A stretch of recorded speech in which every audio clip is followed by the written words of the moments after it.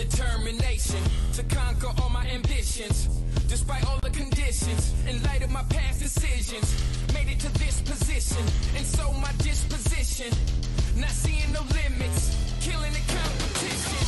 Yeah, I'm a beast, now I'm released, ready to feast, calm and peace, not the least. What's going on, people? It is Saturday night. Next podcast is live. Guys, it is a really exciting show. I am pumped up because not only do we have the return of that angry otter himself, but we've had some kind of, I don't know if you want to call it late-breaking news, late-breaking rumors, but certain things we got to talk about in terms of Xbox exclusive, possibly getting a sequel. We're talking Red Dead Redemption, State of Decay 2, Destiny 2 DLC. We are going all in on games tonight, and I am excited. We can't jump into the topics without doing the intros, and let me start first by welcoming back this man. He has saved the world about 200 times while he was away from the show. Of course, I am talking about Dark Autobus! Good intro, man. That was fun. Yeah, it's good to be back, man. I'm happy to be back on Next, and I have an announcement to make. I'm no longer with the Quest podcast. Those guys are going to go off and do their own thing with that, and I wish them all the best and everything. But I'm still here on Next and still doing it, and hopefully I'll be here every Saturday from now on, and just hanging out with you guys. Guys, just to let you know, all that means right now is that he will have more time to put into his gameplay. That's right. And really, that's absolutely right. He's going to start. He is trying to dethrone K-Mega, by the way. He's like, K-Mega it's hard, man. Has way too many wins for sitting on his ass on SSX, and it just can't happen anymore. So that's what's going on there. Yo, well, Dark, what's up? It would be nice if he could actually do tricks in that game, but I know, right? Well, SSX 3 went back compat, man. As soon as I get a couple extra bucks, I'm gonna download it on my Xbox, and I'm gonna show people, because I was playing a newer version of SSX. So I just want to show people that even on the same terrain, I can actually stay on my feet on the snowboard in that game. So as soon as I can, I'm going to pick that up. But yo, Dark, it's awesome to have you back, man. The show definitely missed you. I know people in the chat missed you. I kind of did, and the rest of the panel definitely. So, especially K-Mega, right? Oh, yeah. K-Mega, he was crying before each show.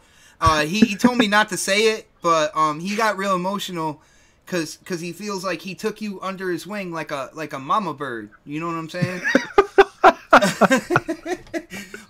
Awesome. But next on like the chilling up the food and giving to you mouth to mouth. Anyways, go ahead. Next on the list, it's not going to be that guy, by the way. Next on the list is that hardcore gamer that when it comes to digging up news, I don't think this guy takes a single day off. And it's all for you guys out there in the community. I am talking about Predator! What's up, man? Happy to be back another week. Got Dark back. And I can listen to him and K-Mega talk shit the rest of the day. So I'm good. we have 20... now you don't have to talk, man. 20, I can sit back and relax and let y'all do y'all's business. We have 20 minutes set aside just for that. It's just going to be back and forth between Dark and K-Mega. I did put that in the structuring of the show. So look out for that, people. Yeah, yo, Pred, I got to say, when it comes to our DM, dude, you were all the way up until like 2 minutes before we went live, and you're still posting like articles and gaming news and stuff. It's been crazy, man. You've been digging up a lot of stuff.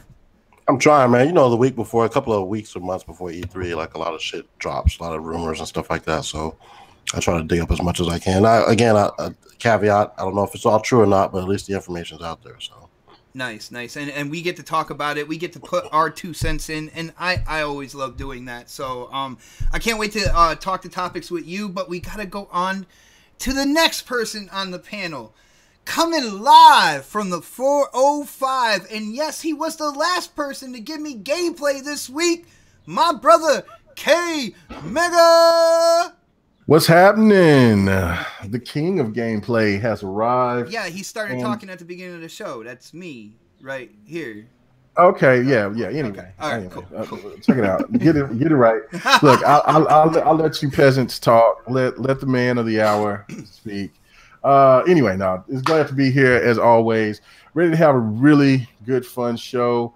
I'm pretty sure that there's going to be some discussions that might get a little intense tonight, because I think that some people ain't going to agree with my stance on some things, but that's what it's all about, man. Damn, are you predicting salt on this show?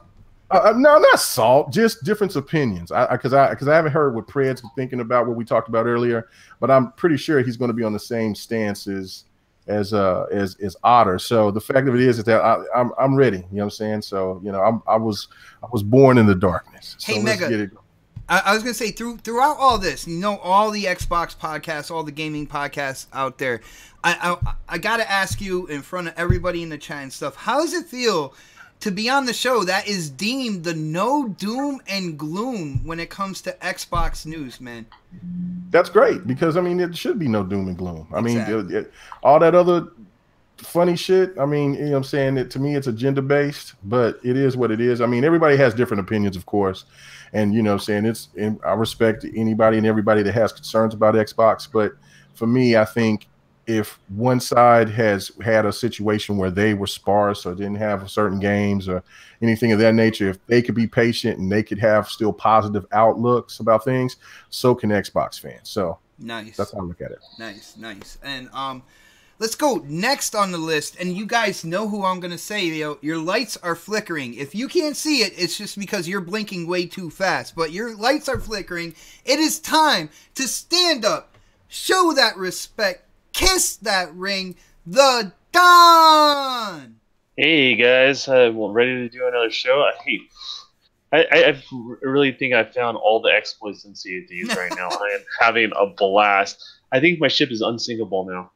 That's where I'm at. So you switched over to PC then, and you're using hacks. Oh, right? oh no, I can do this on the console. To be honest with you, so. Nice. And you said, oh, all right, you brought it up, man. I wasn't even going to brought it up, but you said that you're not even going to say exactly what you're doing in the game. You're just going to show it in gameplay? Yeah, you're going to see it next week, and I think it's going to be fun for everybody. But yeah, basically we got flying ships floating over islands. we have going on to other people's ships and messing up. So they're flying in the air. It is quite entertaining.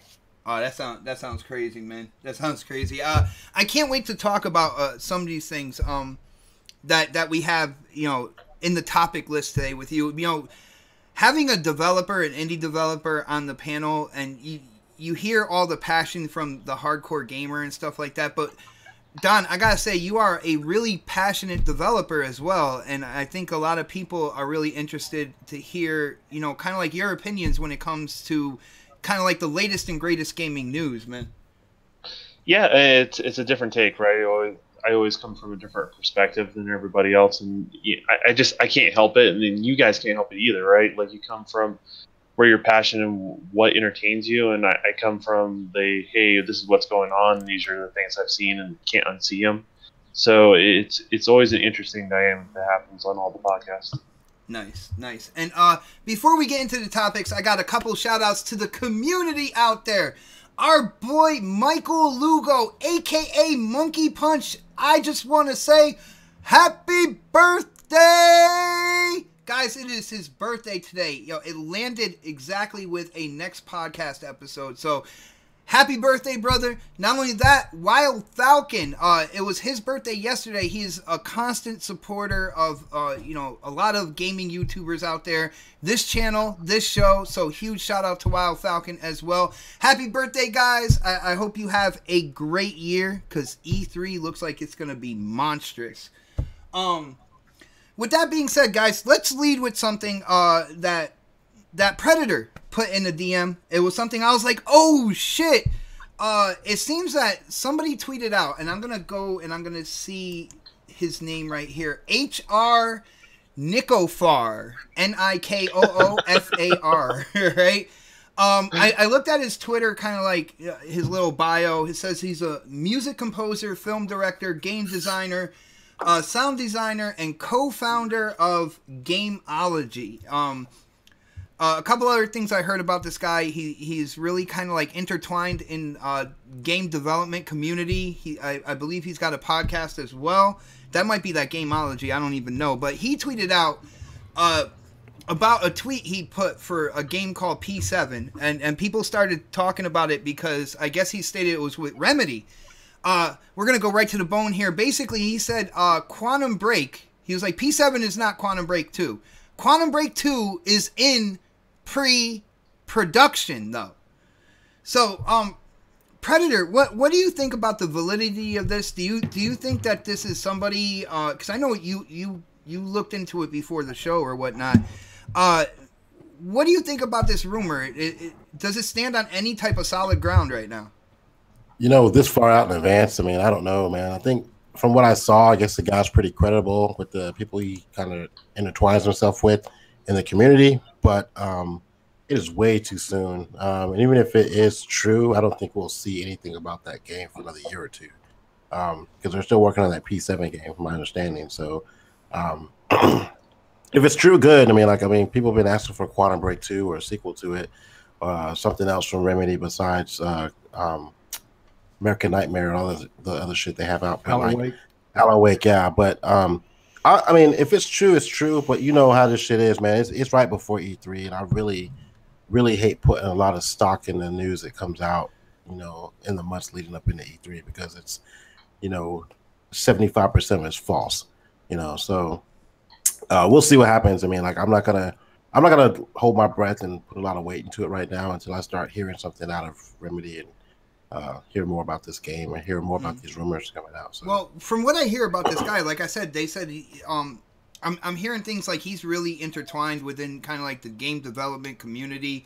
Like I said before, he has a gaming podcast or a gaming news podcast. I don't know. I've never seen it before as well.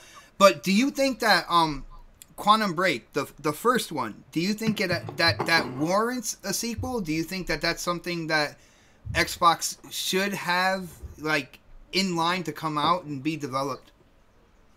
Yeah, and it'd be great if Microsoft, you know, stopped acting like a bunch of pussies and actually locked something down with another company, like a long-term deal. Even because, I mean, they had a good relationship with Remedy, so it is a game I think that not only fans want, but I think it didn't do that bad. I think it got a bad rap, you know, with the whole 720p checkerboard and bullshit media that came out. So I love the game. It wasn't like, you know, the best game of the century, but I mean, I think it deserves a sequel, because I get tired of these one and done single player story mode games that never have a sequel and get a chance to develop it into something great. Because, like, you know, you look back at some of the games that had sequels, like Knack, you know, like, did that deserve a sequel? Yeah, Knack got a sequel.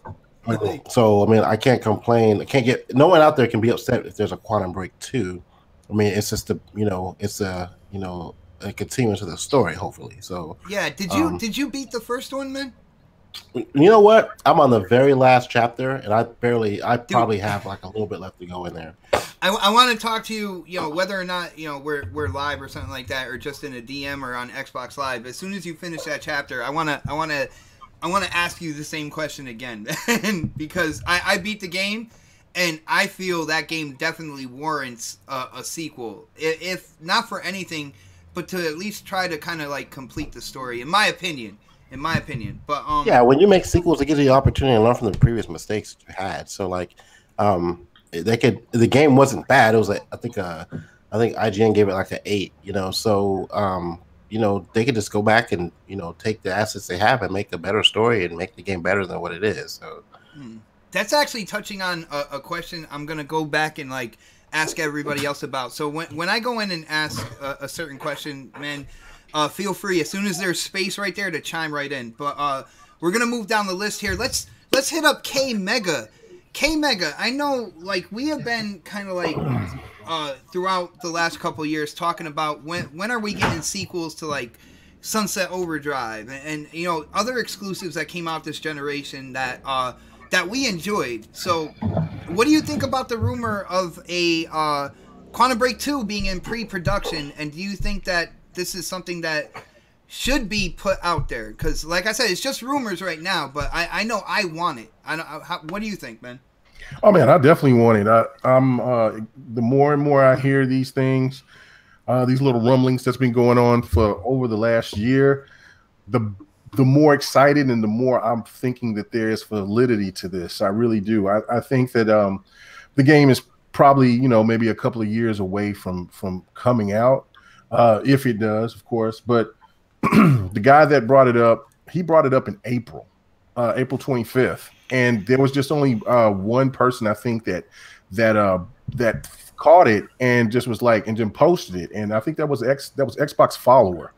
And so I seen it and I was like, whoa. And so I went to the guy's page to see if it was credible or whatever, and then looked and I seen, the dude's accolades and everything like that. So, and like Fred said, it seems like the things that this dude is credible. So you just go by there, but it even goes further than that. You look at the ray tracing clip that was from Quantum Break. That was one of those time spears that was in Quantum Break. You go back to when Shannon Loftus brought up about Quantum Break and how it has potential for the story to go anywhere.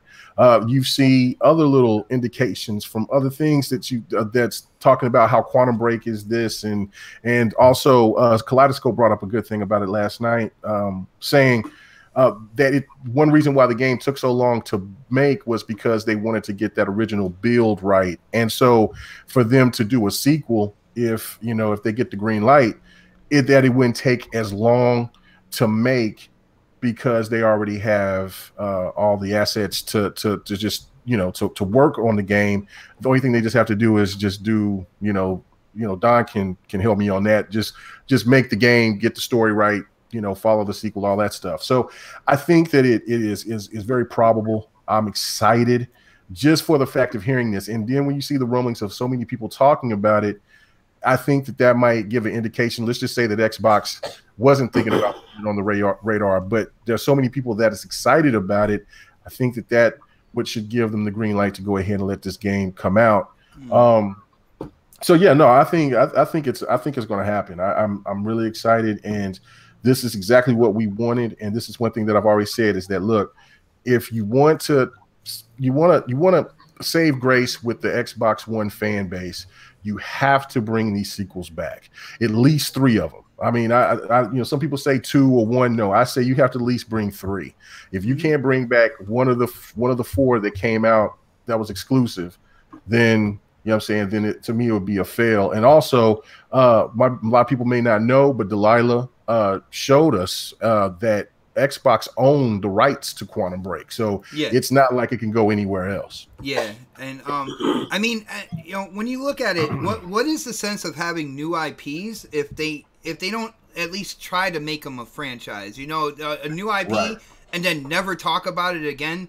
To me, that doesn't make any sense. If there was any type of momentum when it comes to a new IP, if there was any hype whatsoever, which there was with Quantum Break before that whole resolution bullshit, really cut down that tree. There was a lot of hype for it, and I know I enjoyed the game because I don't count pixels on my TV set or anything like that. I look at the game, the story, gameplay, all that good stuff, and to me, that is a franchise kind of like in the making, man. Right. Real quick, wasn't there a rumor out that they Remedy owed Microsoft another game? Yeah. There's a whole bunch of different contracts. So, like on Alan Wake, they have exclusivity on 3 games or something like that. So after that, it technically could go third party if they wanted to. It just depends on how you implement it. They may not even make the 3 games because then that would kind of lock the game on their platform. There's all sorts of different techniques like that. All right, well, check this out, guys. I want to make an announcement. I want to say thank you so much to our boy Lucifer out there who just became a sponsor. And your channel and the show is going to do great when Lucifer sponsors it, man. Yo, huge shout out. Thank you so much for the support, man. I really, really do appreciate it. Yo, Dark, what do you think about this rumor? And if true, would you be hyped to see a sequel to Quantum Break, man? first off, it's just a rumor. So I mean, it's not set in stone yet. But at the same time, you know, it's like I it's just want to interesting. point out to everybody who watches the show live and who watches later on. If you guys have noticed, we have stated that this is a rumor about 20 times already. All right? Exactly. I just want to clarify that it is just a rumor. By the way, just to let everybody know.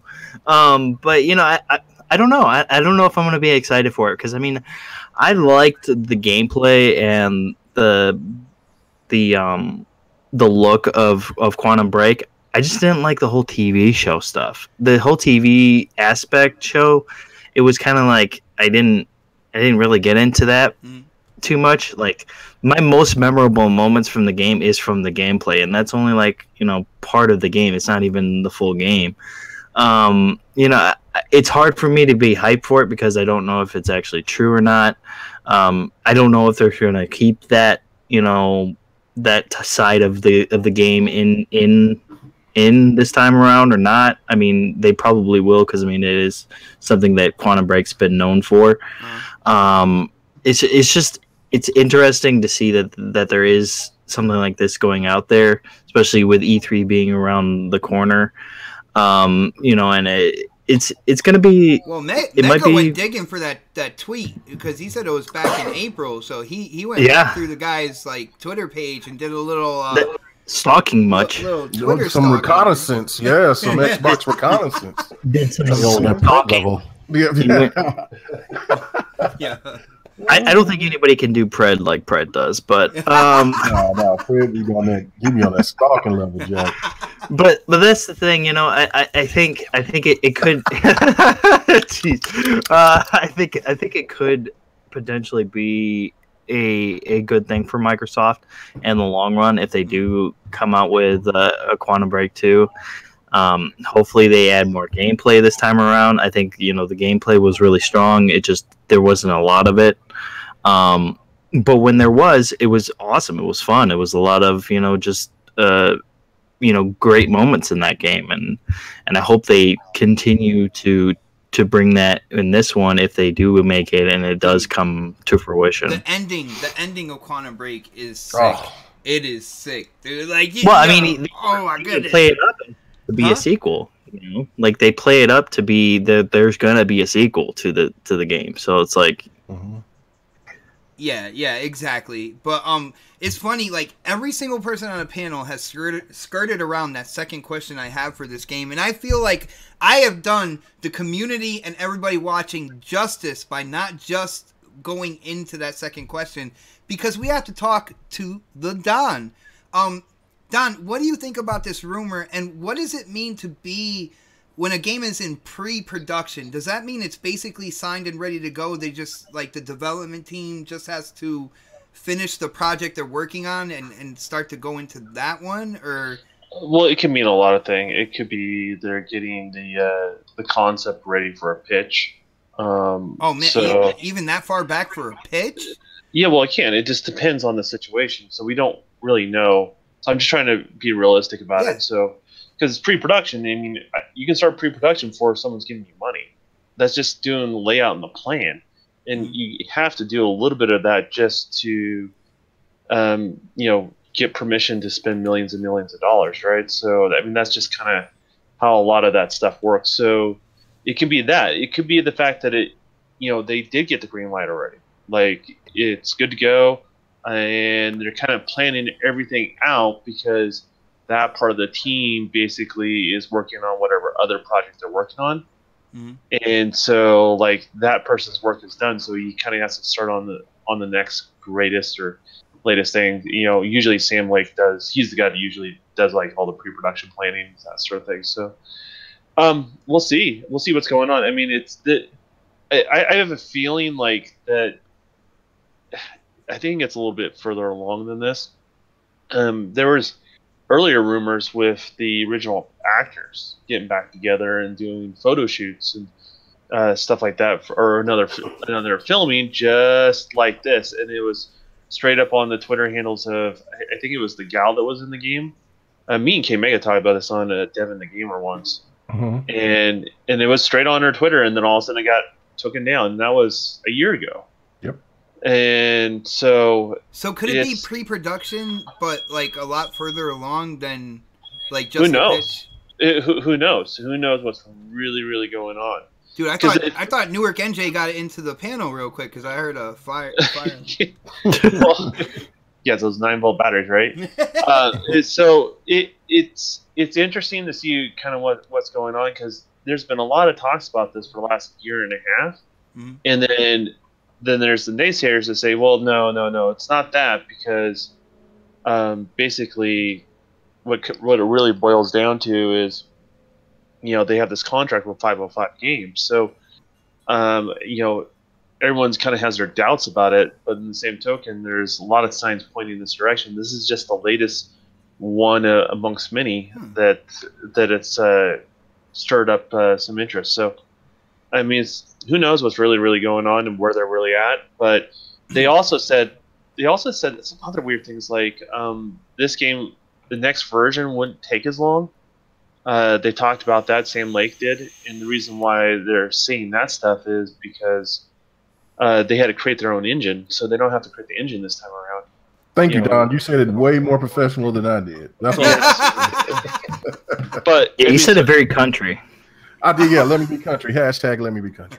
But you get where I'm going. Like, a lot of this stuff carries weight. I just think people think that game didn't do as well as it actually did, and they want to believe that, and so because of that, they don't think it's going to get a green light, nor because you have 5 games that it doesn't have the green light. But there's a lot of signs pointing towards the game. It's going to be interesting to see where this all goes. So I got you, man. Now I can dig in here. I can kind of play, I guess you could say, play devil's advocate. I'm going to go with the theory that the rumor is true for this question. All right. So let's just say this rumor is true. Don, the layout of the first game, with having gameplay and then the choice of watching the TV episode and then going back into gameplay, watching the TV episode, for the sequel, saying, we're under the assumption that this rumor would be true. Do you think they would structure it the same, and would it be smart for them to do so? I think they'll structure the same, but they need to mess with the recipe. I like the idea of what they've done, but the show portion went on for too long, and it made me feel like it was cutting into what the core gameplay was, and that was more or less the highlight of the game. So, all right, let's move on down the list. Predator, you heard the question, man, and I heard you talking about like how they structured the first game. So, do you think a sequel? Do you think it should be structured the same way, or should they kind of like, I don't know, possibly drop the TV show and just go straight gameplay all the way through? Oh man, I actually enjoyed the TV series. I caught myself kind of caught into it when I was watching it, but me too, man. That was a big fucking file just to watch that shit, though. I know you can stream it too, but I mean, I remember that download being like way over 100 gigs easily. Yeah. And that was before the X. Yeah, and it kind of took away from the gameplay a bit, because I found myself like, stopping and watching, and then like when I got back in the game, I was like, oh shit, there's a game for me to play, So, I think Ghost Recon did this where they had like an alpha movie. It was like a 20-minute movie, and that led up into the story itself, like the game. So I think maybe they should go that route instead, just to give you like a 30-minute movie to kind of get you like started into it, and you can do it online or whatever you got to do with it, and then let that feed into the story. And then maybe like, sometime down the road, drop another 15 to 20-minute video to kind of wrap it up or something like that. But I like the way it went, but I don't think it really took very well to the community. I don't think there was something. See, I thought it was innovative. It's something we didn't really see, where you play as kind of like the hero and stuff, but they had the TV show that focused on the villain and what the villains were doing within that. I thought that was really cool, but it was like the number 2 complaint, from kind of like nitpickers out there. Number 1 was resolution, and then number 2 was having the TV show interlaced, even though they didn't even have to watch it. They could have just went like straight to the the next chapter of the game. I don't know, K Mega, what do you think? Should they keep it the way it is and just kind of build off that, or if they do come out with a sequel, should they kind of go more traditional and just kind of give us the entire like gameplay thing from beginning to end? I say keep it the same way as it was. Let people have the option, like you did in the original, to where if you didn't want to watch it, you don't have to. You know what I'm saying? And with the X and what Xbox is doing, where you can break down stuff so where you won't kill your hard drive, you can just erase that out if you don't want to watch it. To me, it was the more that I got through the game, the more I couldn't wait to see the series of what was going on after that, because it was like I said, it brought to me the old Sewer Shark, Night Trap vibe. You know what I'm saying? There was another game called Supreme Warrior that was on Sega CD. That makes it kind of a hard sell, K-Mega. I'm not really caring. I mean, he asked me about how I felt about it. You know I'm just saying, like, he asked me my feelings. Okay, my opinion. I'm not going to try to speak for gamers anymore, or well, I don't really try to anyway. But I'm just saying that for whatever's opinion is their opinion. He asked me mine, and I liked it the way it was. You know what I'm saying? To me, it was just so original. It was great, and the show was pretty damn cool. It reminded me like if I was watching something on the Sci-Fi Channel or something. So I mean, it was the story was amazing. The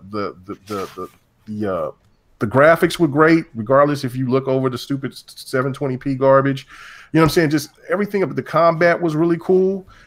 It was really smart. It was just a deep game, man. And the story, like, there was a lot of intertwining. There was a lot of places where they can really expand on for a sequel. You know what I'm saying? Like, certain characters that you thought they were one thing, they were just like muscle and stuff like that. They turned out to be something totally different. Yeah. By the end of the show, there's just so many places where they can expand on and really create a dynamic franchise, in my opinion. It gave you a break away from the game to me, it gave me a break away from the game to take a breather and get ready for the next wave. You see what I'm saying? Yeah. I got something to drink. Getting ready for my like half-hour TV show before I went back into to really tear some shit up. You know what I'm saying? On the next chapter. So the only thing that I would say that they should do is, well, of course, improve the game in every way, shape, or form. Make sure the game is true 4K, all that. But add some kind of if you don't add a multiplayer element to it, please make DLC for the game, because I think that's what hurt the game more than anything, because of the fact it didn't have any type of DLC to go with it, on top of the lack of media. Well, not say media, but advertising from Microsoft. Now check this out. Before I get into this DLC thing with you, I just want to point out, you guys see the game that is being shown by Predator. Guys, you are seeing the game, but I believe this is the first podcast out there where we are not going to talk about that game, and you're just going to enjoy the visuals and the gameplay. So, guys, I hope you enjoy that. And, of course, that is by the man Predator. Dude, I think with it not having DLC, Quantum Break not having DLC, that is what really rolls out the red carpet for a sequel as well. And I'm trying not to say too much because Pred is on the final chapter, but I mean, they could have wrapped everything up with some kind of like, I guess you say cheaper to be made DLC, and they could have, thrown that out there. Whoever bought it, and they would have been done kind of like with this IP. But they didn't do that, man. And I see sequel. Yeah, I do too. I definitely see sequel. I mean, the way that the ending left you, no doubt. No doubt. And I mean, there's anything. And another thing about the ending, it could go any way because you just don't know. Yeah, you know what I'm saying? I mean, I don't know, man. It was really cool, man. It was a really cool ending, man. It's a really smart game. I mean, a lot of people talk about Xbox has a lack of strong story-oriented games. the game was smart. They all came out when people were arguing about resolution. People, right? Yeah, and I'm just kind of like, what are you talking about? Like there was one YouTuber that said that the game with the movie stuff, it was just too much story. It just didn't make any sense for the game to have too much story. And I'm just kind of like, that don't make any damn sense. Because if you go and play the game that has the penis demon, you got to wait before you get into the game. They say up to 10 hours. I've only put in about 2 hours in a Persona 5. Shit, that reminds me of Shenmue.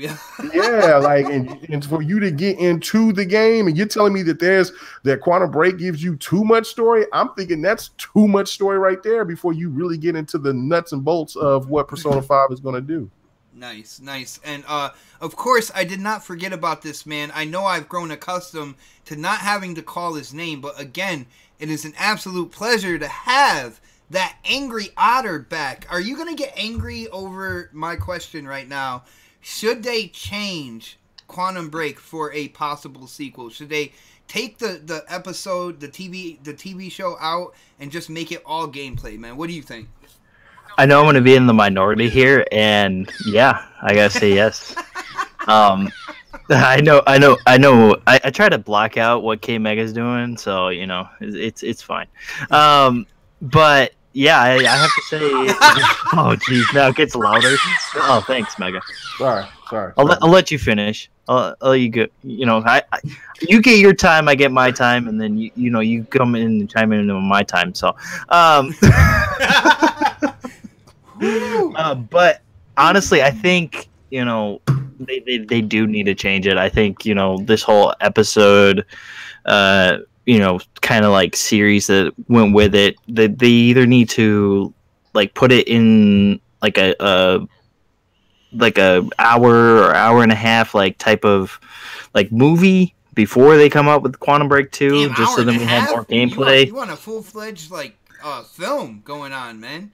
Well, maybe. I mean, I'm just speculating as to how long the show was when I watched it. Because I mean, when I watched it, I think at least each episode was like 20 minutes long. So I mean, that's and chills. What you're trying to say?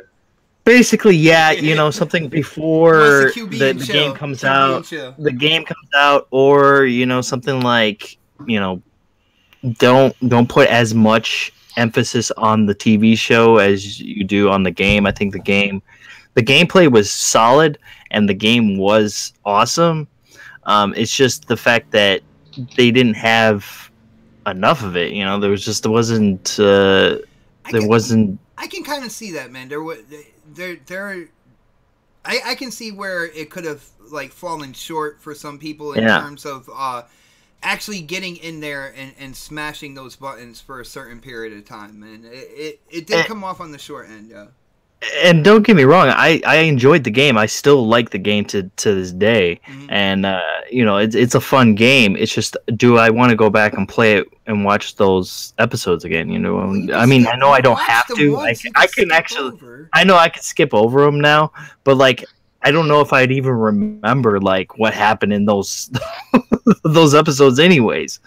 So I probably would have to watch it again in order to really kind of get the full of the story. But I think, it's going to be interesting to see where they take it, if this is absolutely possible that they actually make another Quantum Break. It's gonna be interesting. Yo, shout out to one of our sponsors, Mr. Brian Baker. The ray of sunshine on Xbox Live. Mr. Positivity himself said if Quantum Break gets a sequel before Alan Wake, he is switching to the Dreamcast. So he's switching sides. He's going Dreamcast all the way. I don't know this Dreamcast he's talking about, but. Well, you missed out because that's still like the #1 console on my list, man. I absolutely love the Dreamcast, but I didn't have Dreamcast. I had Gamecast. I don't even want to know where you got that from.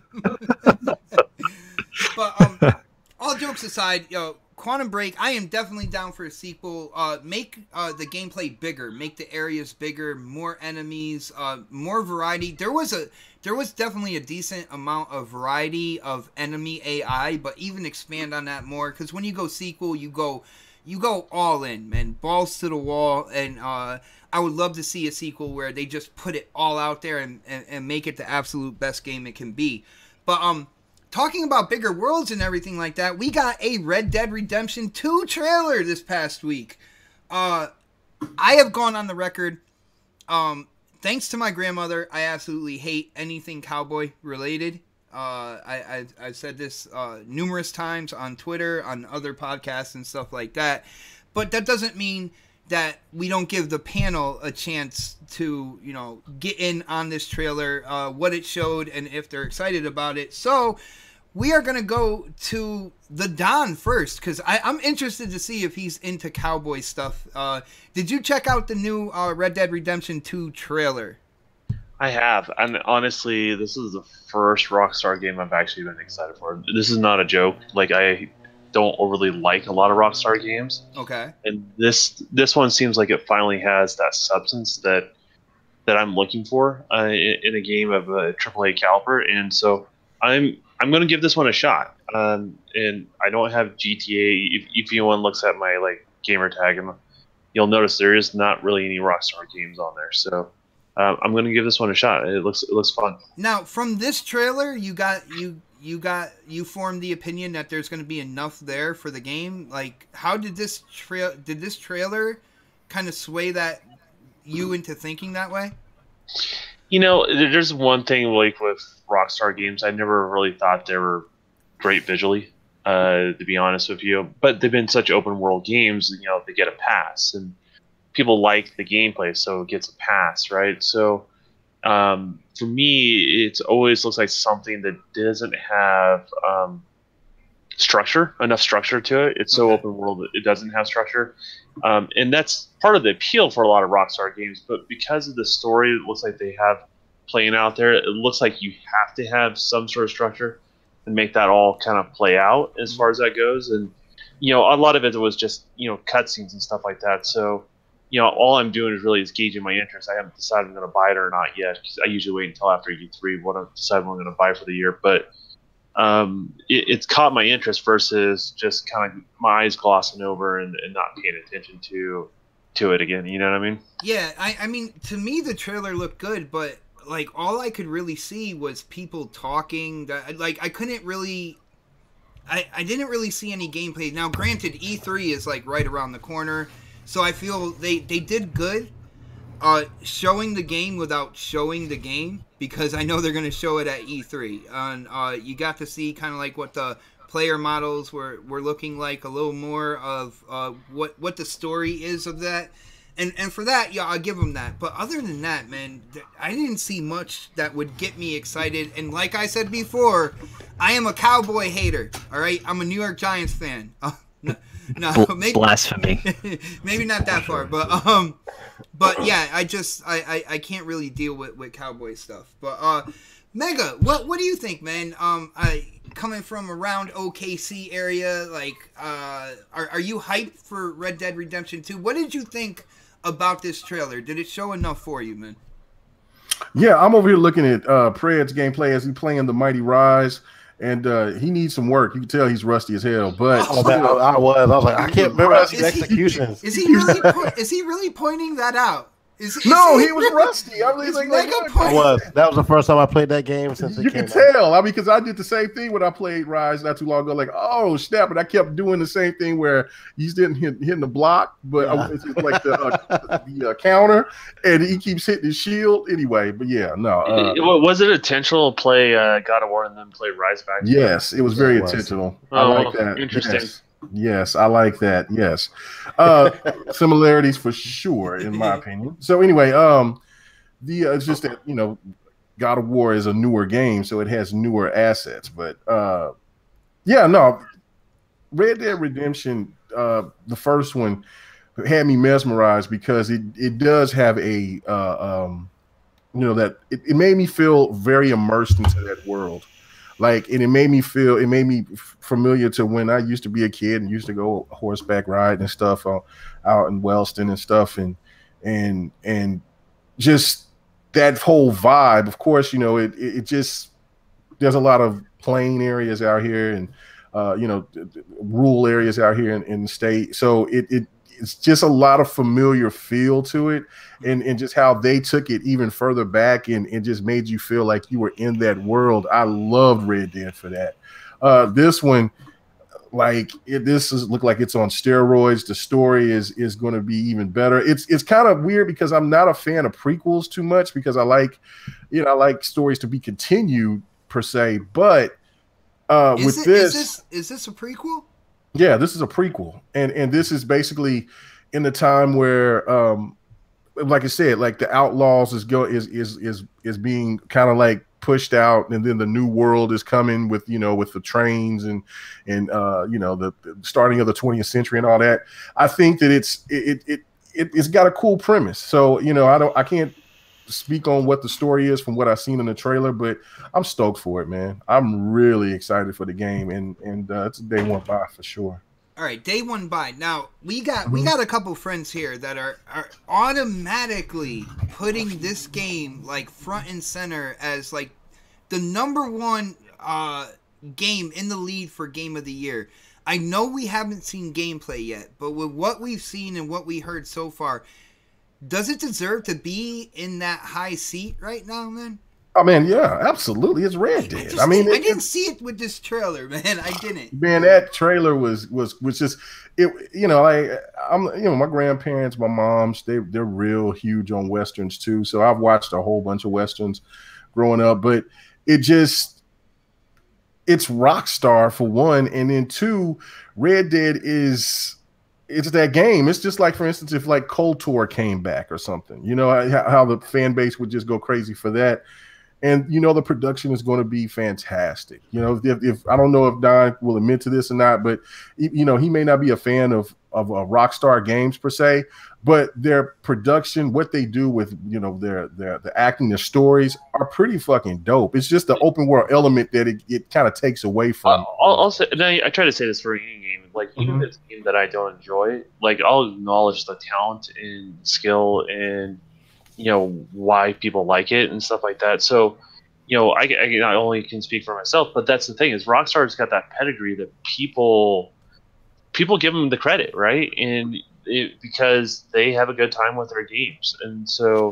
And Red Dead brought a genre back to a forefront that you really haven't seen anyone else do. So, regardless of bot doesn't like cowboys, and I'm not a huge fan of it either, but in a game setting like that, I think if it's done well, it can be entertaining.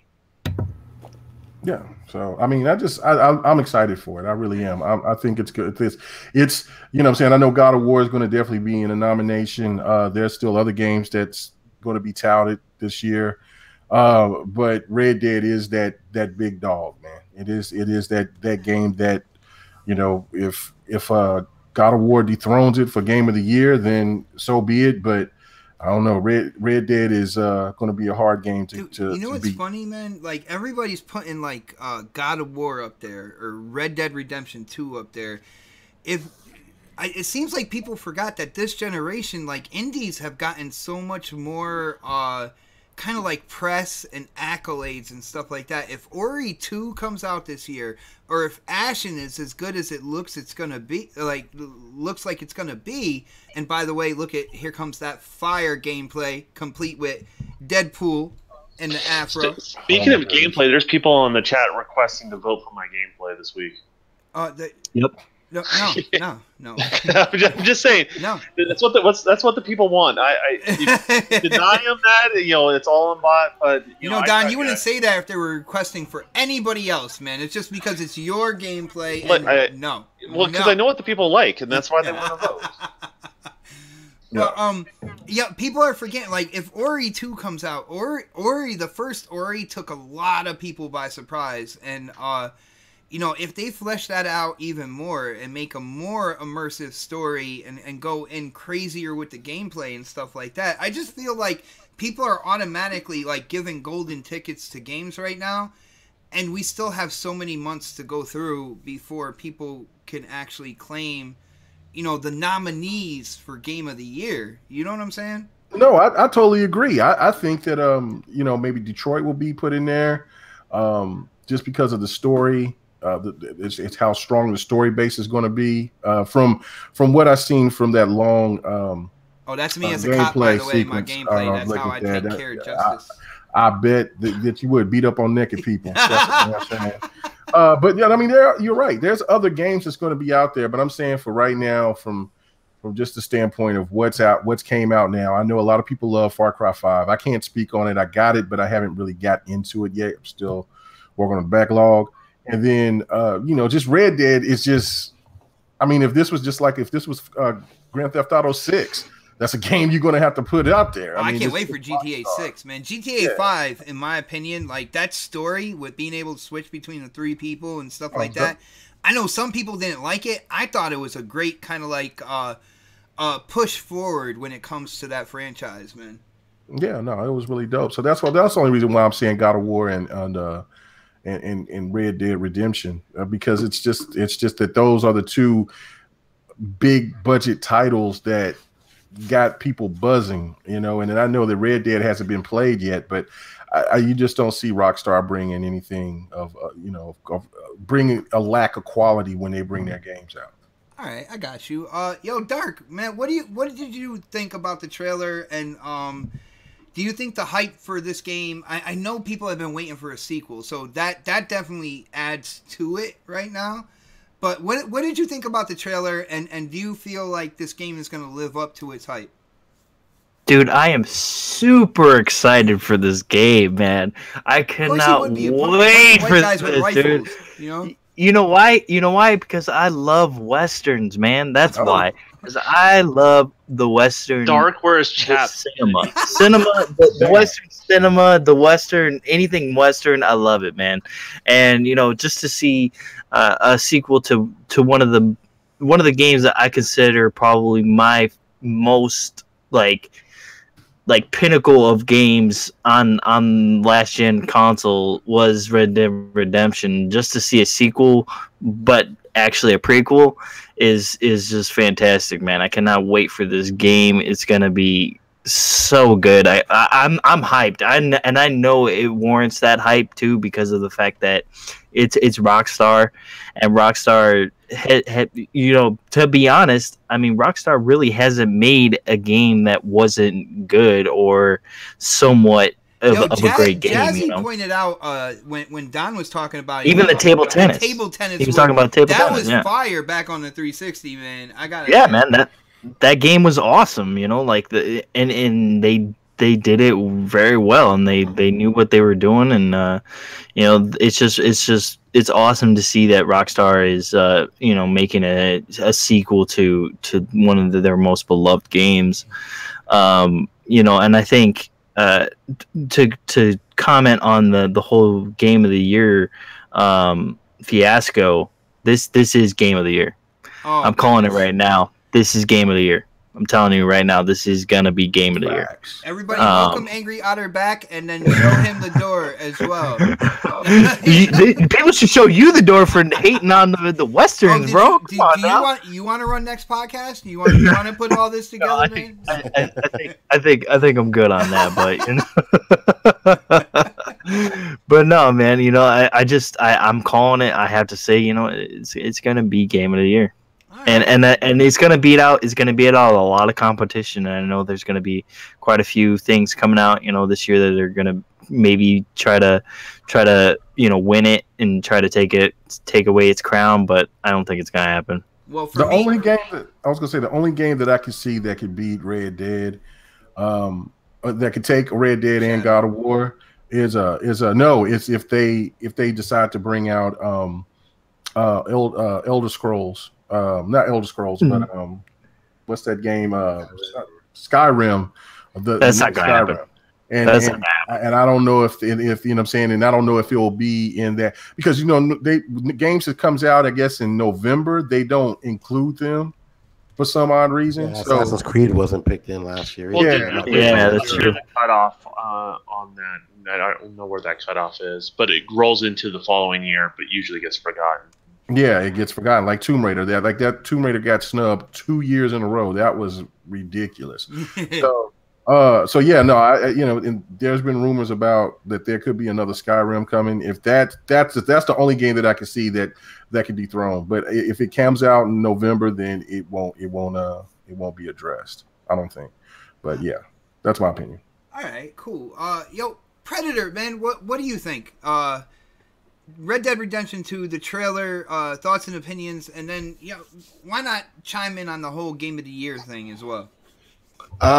What I saw was pretty fire. I really wish we could have seen some actual gameplay. That's what I'm saying, man. I want to see gameplay. I'm not even in the least bit concerned about it. I know Rockstar's going to do their thing on that aspect of it. So, living in Texas, I have to say that I do follow a lot of the Cowboy shit, including the football team. And I just lost votes right there for saying that. Yeah, you just lost all street cred right there. But I mean, I do follow. I didn't. And the thing is, like, I'm not a big Rockstar fan either.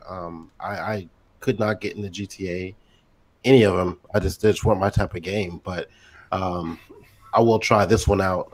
I played Red Dead, the original Red Dead, and I got about maybe halfway through it, and I was like, okay, I'm done with this. It's like a lot of those questy games like that. Like, they don't keep my interest very long. I get tired of running to this city and freeing this person and putting this person on a train track, and like doing those little side quests like that are not really my type of game. But this game looks good, so it's like those generational games where you feel like you have to play because everyone's going to be talking about it. So I will just I'll jump on and pop it in and see how it is. But as far as Game of the Year, I hate putting that label on something that's not out yet.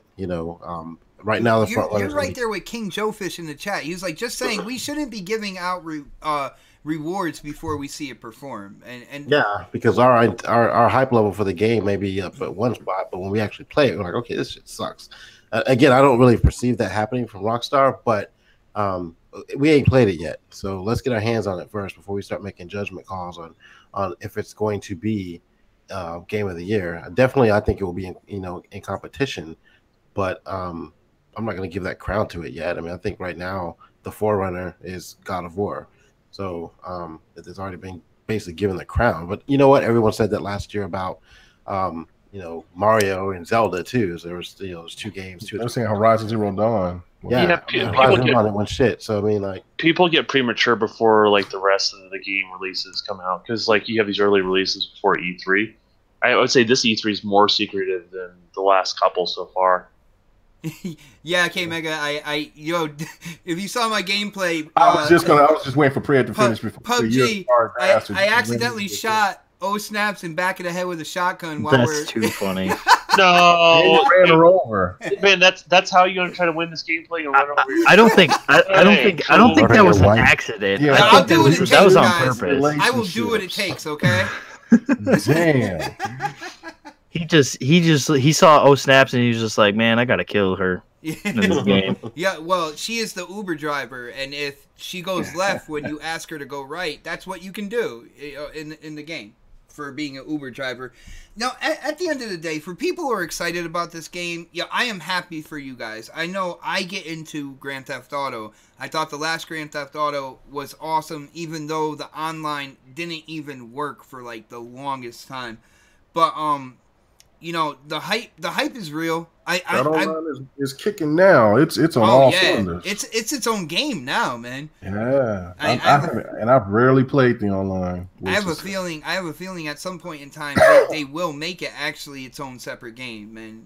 You know what? Now you say that, I realize Tomb Raider comes out this year too, so that could be in the runnings as well. That Tomb Raider to me, I get into like the whole Mayan prophecy and all that good stuff. To see like Mayan apocalypse, to see that darker, grittier. You got like the the Mayan dipping his hand in blood and stuff like that, and doing the ritual. Like, to me, that I can't wait for that game to come out, man. Unfortunately, that game has already lost Game of the Year because this is so people realize people don't do the nominees is the media.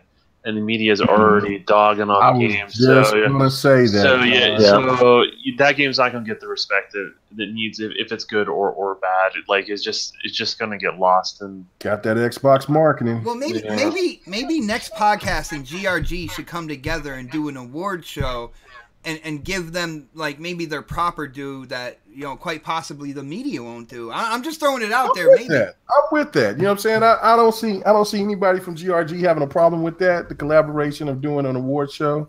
I'm with that. Dude, I have to get a new tux though. Mine got ruined a couple years back, and I'm just gonna have to go get a new tux for it though. But you got like egg on it or something? Yeah, no, it's I'm gonna let people wonder what happened. Was it from prom? I was just gonna be sitting there with Bill Clinton boxers and It was the Bill Clinton treatment. oh man, milk, man. Yeah, I have to get a new tuxedo. And new the box award of goes to pull the award out of my drawers. Let's go. Let's get it. Yo, speaking about the media, let's go right into the next topic here. State of Decay 2. We've heard a lot about this game in terms of like the multiplayer and stuff like that, and it seems that Twitter for a few days was going absolutely insane on this game because of the multiplayer. Not only that, the gaming media is pretty much, those were the people who started this whole thing. Now, for people who don't know, State of Decay 2, zombie apocalypse game where your focus is building your community into a thriving community. You have to upgrade your base, build up supplies, be able to build a place to grow food and stuff like that.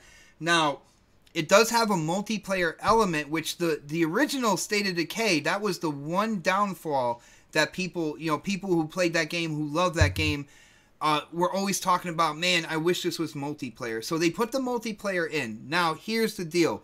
When you're the host, the story will progress. The base will get bigger or whatnot, according to whatever you guys are doing in terms of missions. Now, for the people who join the host, you only get player progression. Like the characters that you bring over there, you can rank them up. You can help them get better with weapons. Not only that, supplies that you got in your friend's game, you can bring over to your base. Now the thing is, you are tethered to the host. You can't just go off wandering around in this. And it seems that Big Gaming Media has a big problem with this and created a shitstorm on Twitter. So let's go to K-Mega first. K-Mega, after hearing exactly what the multiplayer entails, does it kill the hype for you for this title? And what do you think?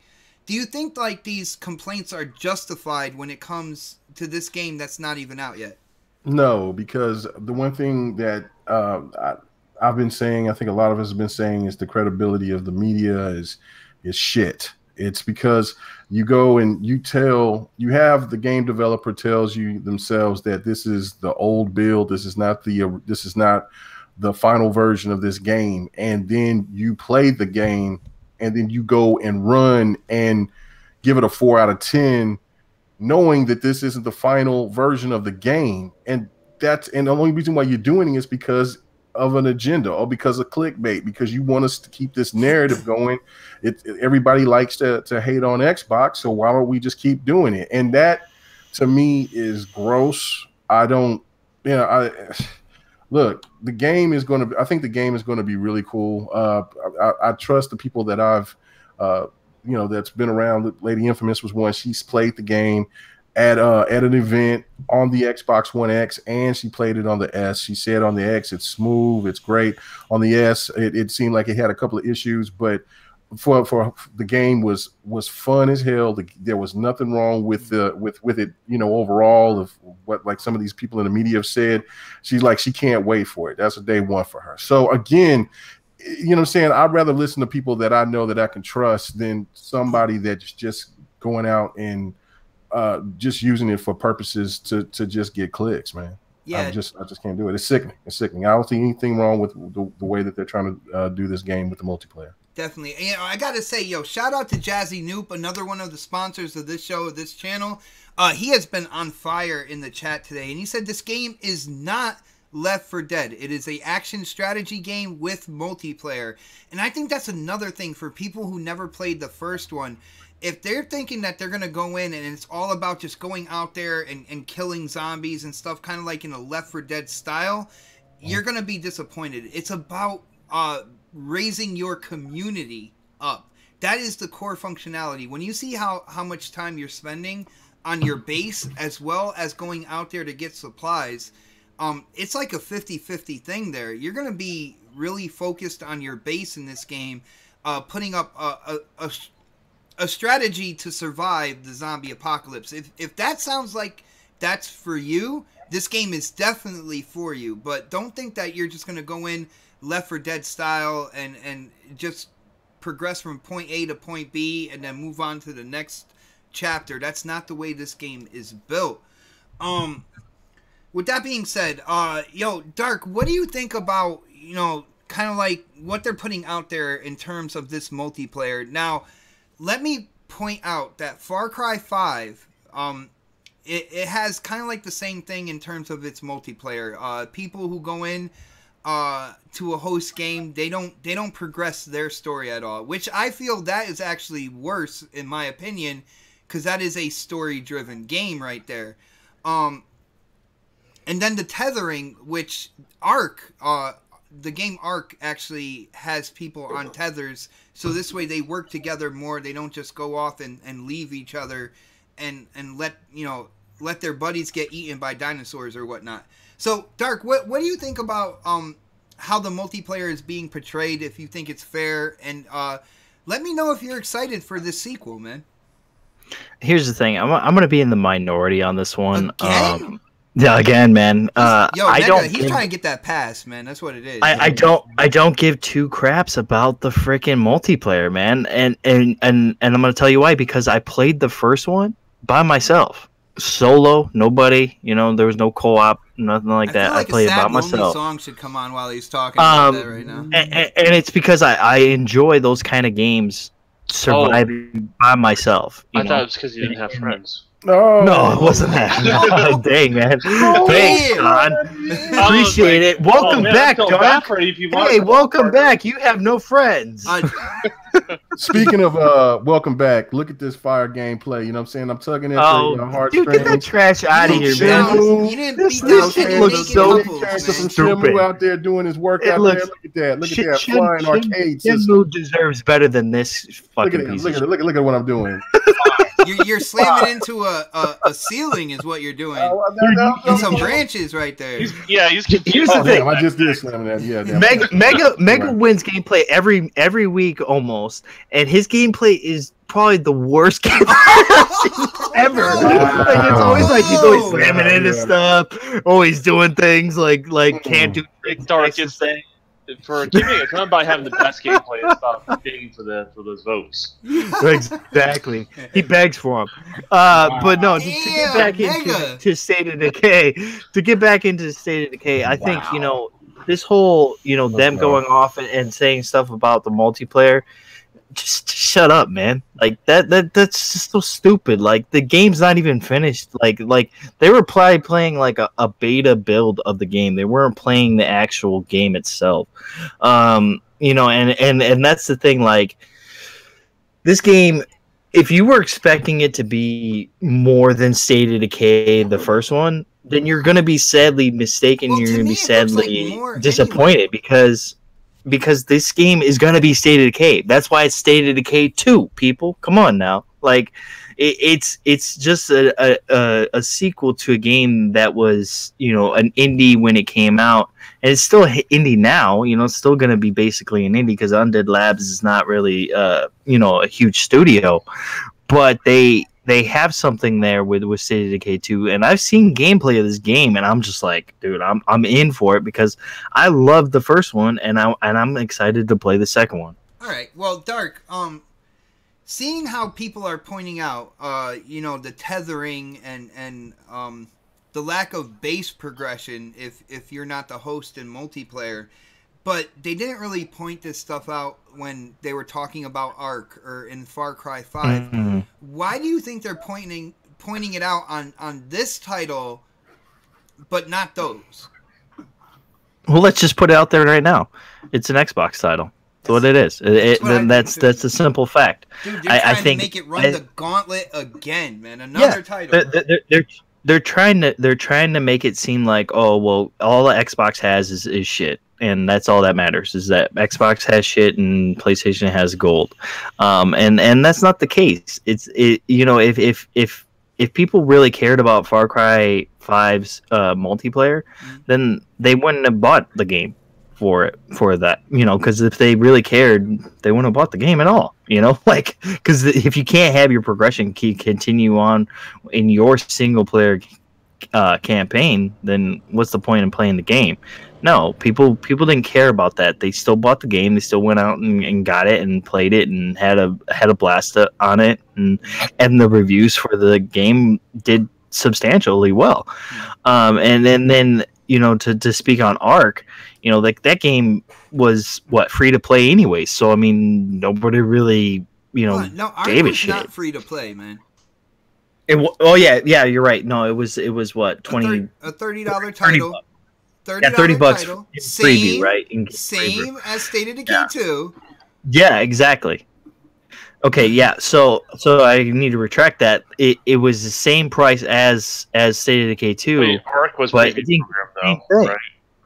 It was, I think, it was on preview. It was right. Preview. So you're comparing a $30 preview game versus a $30 finished. But right, but that's the thing. Now, like, they didn't take the tether off, man. But yeah, they still charge $30. Yeah, it's still $30. Yeah. Okay. That was still $30. Plus, they came out but with like that's 3 the thing or 4 with DLCs that you would have had to pay more for as well. Right, but that's the thing with State of Decay 2. Like this, like seeing gameplay of this, like, I mean, I'm sure the developers wouldn't just show us gameplay and then be like, "Oh, this isn't actually what you're gonna get in the game." Like, I don't think Undead Labs would do that, because they showed us gameplay of State of Decay when the first State of Decay came out, and it was basically the same thing that we saw in the game when we played it. So I think, you know, just seeing the gameplay for SOD2 is just like, I'm in for it, and I know that there are a lot of people out there probably in the community that are in for it. Mm-hmm. It's just, you know, I don't know what the media is trying to do, but they just need to like kind of like cool it on that shit, because it's kind of it makes them look bad in a way, you know. It kind of makes them look like people are running with that narrative though. There's but that's because the internet and the people that are listening to these people aren't watching and aren't listening to other people out there. They're only listening to the media, and they're only listening to what is popular at the moment. And if it's not popular, then they're like, they're gonna shit on it. And it's like, that doesn't matter. Like, what's popular doesn't matter. What's good matters. What is fucking awesome matters, not what's popular at the time.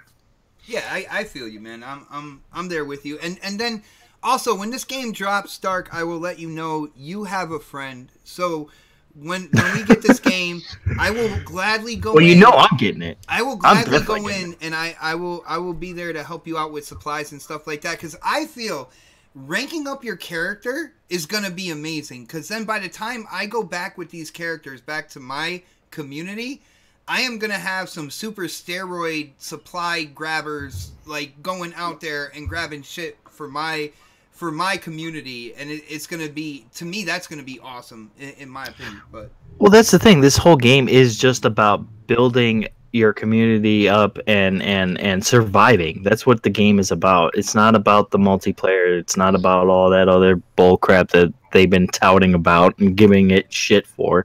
It's about plague, man. Yeah, they're making it seem like it's the worst thing to come out of, you know, Xbox or something. It's like, no, it's not, dude. Come on. Stop No, it. we had, even though it wasn't exclusive, we did have Dear God on the platform, and that was probably the worst thing to come out on the system. See, I don't even know that game at all. I don't even know what you're talking about. It was free for Games with Gold one day, so was it? Yeah. Dude, I shouldn't even downloaded that free, but that's just me personally. Yo, shout out to the developers. I know you guys work hard and everything like that. It's just me personally, I could not get into that. Let's see. Yo, Predator, what do you think about this whole State of Decay business? You know, do you think that there's a reasoning behind kind of negatively inflating the possible downsides to the multiplayer when it comes to this game, man? Like Dark just said, man, it's an Xbox game, so that's gonna happen. So I find it odd that every time Microsoft drops a game, and something negative. It was something, even if it's something simple, like it gets blown out of proportion. And it gets fed into the media and fed to the people out there that follow this kind of stuff, and it makes it seem like it's a bad thing.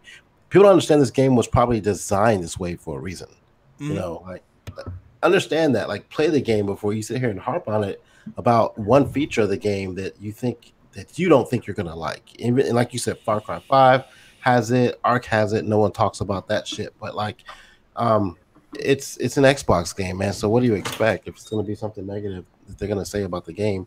And they put it out there in the media, it's just gonna keep feeding into the frenzy of them basically just giving a lower review score than what it would have gotten in the first place. No, check this out, Predator. I believe it was Luca last night on Crossfire. She pointed something out in terms of the tether, because this game has something called permadeath. So once your character dies, that's it. That character is gone. Any kind of time that you put in to build up that character's stats or whatever are gone, are absolutely gone. So she kind of put it out there that they put that tethering out there. So first off, if you're the host, your friends like are around to have your back, but then it's also kind of like you're better in numbers type deal. Yeah. And it's a better way to make sure that people don't lose their characters in an online match, because when you go online multiplayer, if there's permadeath, man, like you would be pissed off if your friend wasn't there to back you up and your character died right there. Yeah, true. But I think it's a little bit overkill this far out. I mean, I think that that's going to be a knock on the game, just like as far as sales go. Some people may like. I've seen people say they're not going to get it because of this, which I think is stupid. But that, and then back to Microsoft, their typical marketing. This game comes out in a week or two, and you haven't seen much about it other than I guess the thing they did for IGN and the video we saw this week, whatever. So they're not really talking about this game like they should be. So I think those two things combined are just going to make this game look worse than it really is. I got you. Yeah. Definitely agree with that. Let me hit Noof because he was asking, was this Vanquish? No, this game is called Binary Domain. It was an old 360 game. Yeah, dude, Vanquish is better than this game. This is the best gameplay that you've had on your gameplay clip, man. This had me like, oh damn, this is serious right now. Because he's actually doing something. Wow. Oh! Wow. Yo, wow. I think Dark just took the headset off, like dropped the mic. He just dropped his headset to the ground, like that's it. I got him. Megan knows I'm playing with him. and I haven't said the double M yet either when talking to Mega. So, Don, what do you think about all this? Were you interested in State of Decay 2? Do you see what's going on in terms of the multiplayer? Do you feel like these are warranted things to really, I don't know, dominate the news of this game before its release, man? Man, I'm sorry. I'm waking up. I'm watching T-Mega's gameplay. I saw that in the chat. I started laughing, dude. I'm sorry, what we're talking about? State of Decay 2. It's getting a lot of flack for the multiplayer for being tethered to the yeah, it's not even out yet, man. Okay. But being tethered to the host, not having base progression if you're not the host in multiplayer, even though you get player progression and you can bring supplies over to your base and whatnot. It seems that big gaming media, which we are definite fans of over here on Next Podcast, they are going in on those aspects of the game as major downfalls when it comes to this game before release. Do you think this is justified, man? Is this where their energy should be going? Let me ask you this: do they complain about it on other games? Well, Far Cry 5 they don't have story progression. Does anyone else has any other examples where they complained about this? They didn't complain about it though. Okay, that right there makes it so it's really not even a valid opinion at that point, right?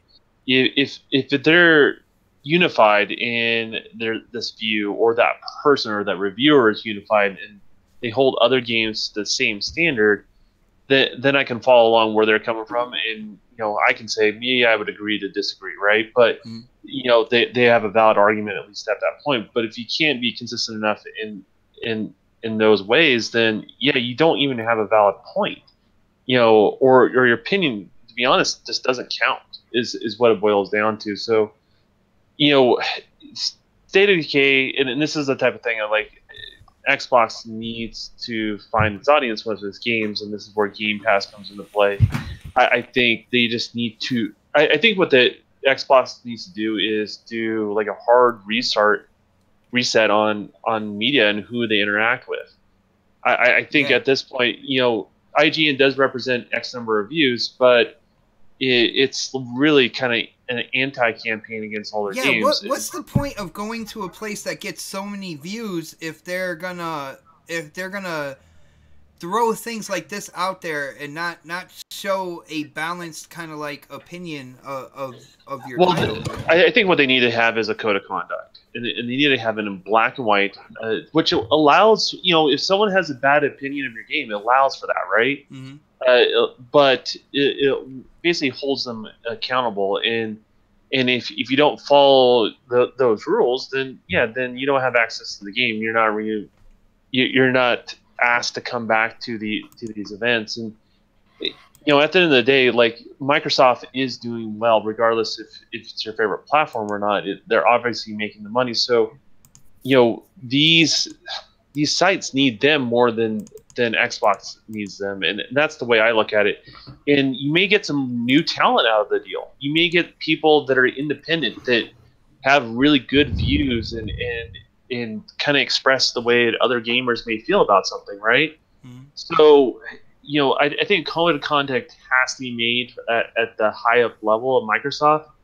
And realistically, if you're willing to abide by these rules, make sure the rules are fair and stuff like that, and very much black and white. And if you're not, then you don't get to play, right? It's just as simple as that. Because here's the thing: is even the media has said, "Oh, we don't get to play something early. Looks like there's something wrong with the game." You think maybe it's because they don't trust those media outlets? They just don't feel like giving them the game. Maybe that's a possibility, because that's actually kind of happens most of the time. And they just don't trust their review. It's not that they don't believe in their game. It doesn't mean that they don't think there's an audience.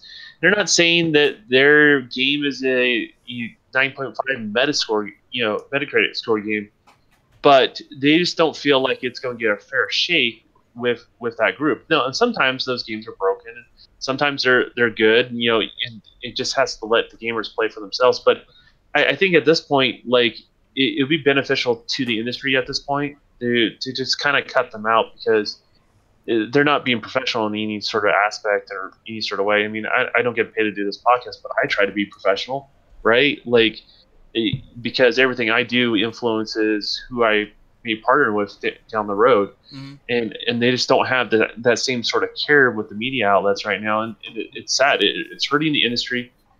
At the long run, it's hurting their business model.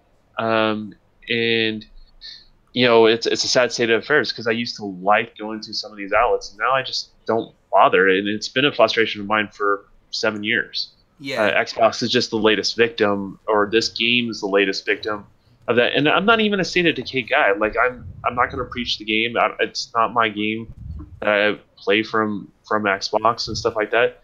But a game deserves to find the audience that actually enjoys that sort of game and be able to interact with people that may have the same sort of thought that they would enjoy it, and then reach out to those group of people. I think. And look at that State of Decay gameplay.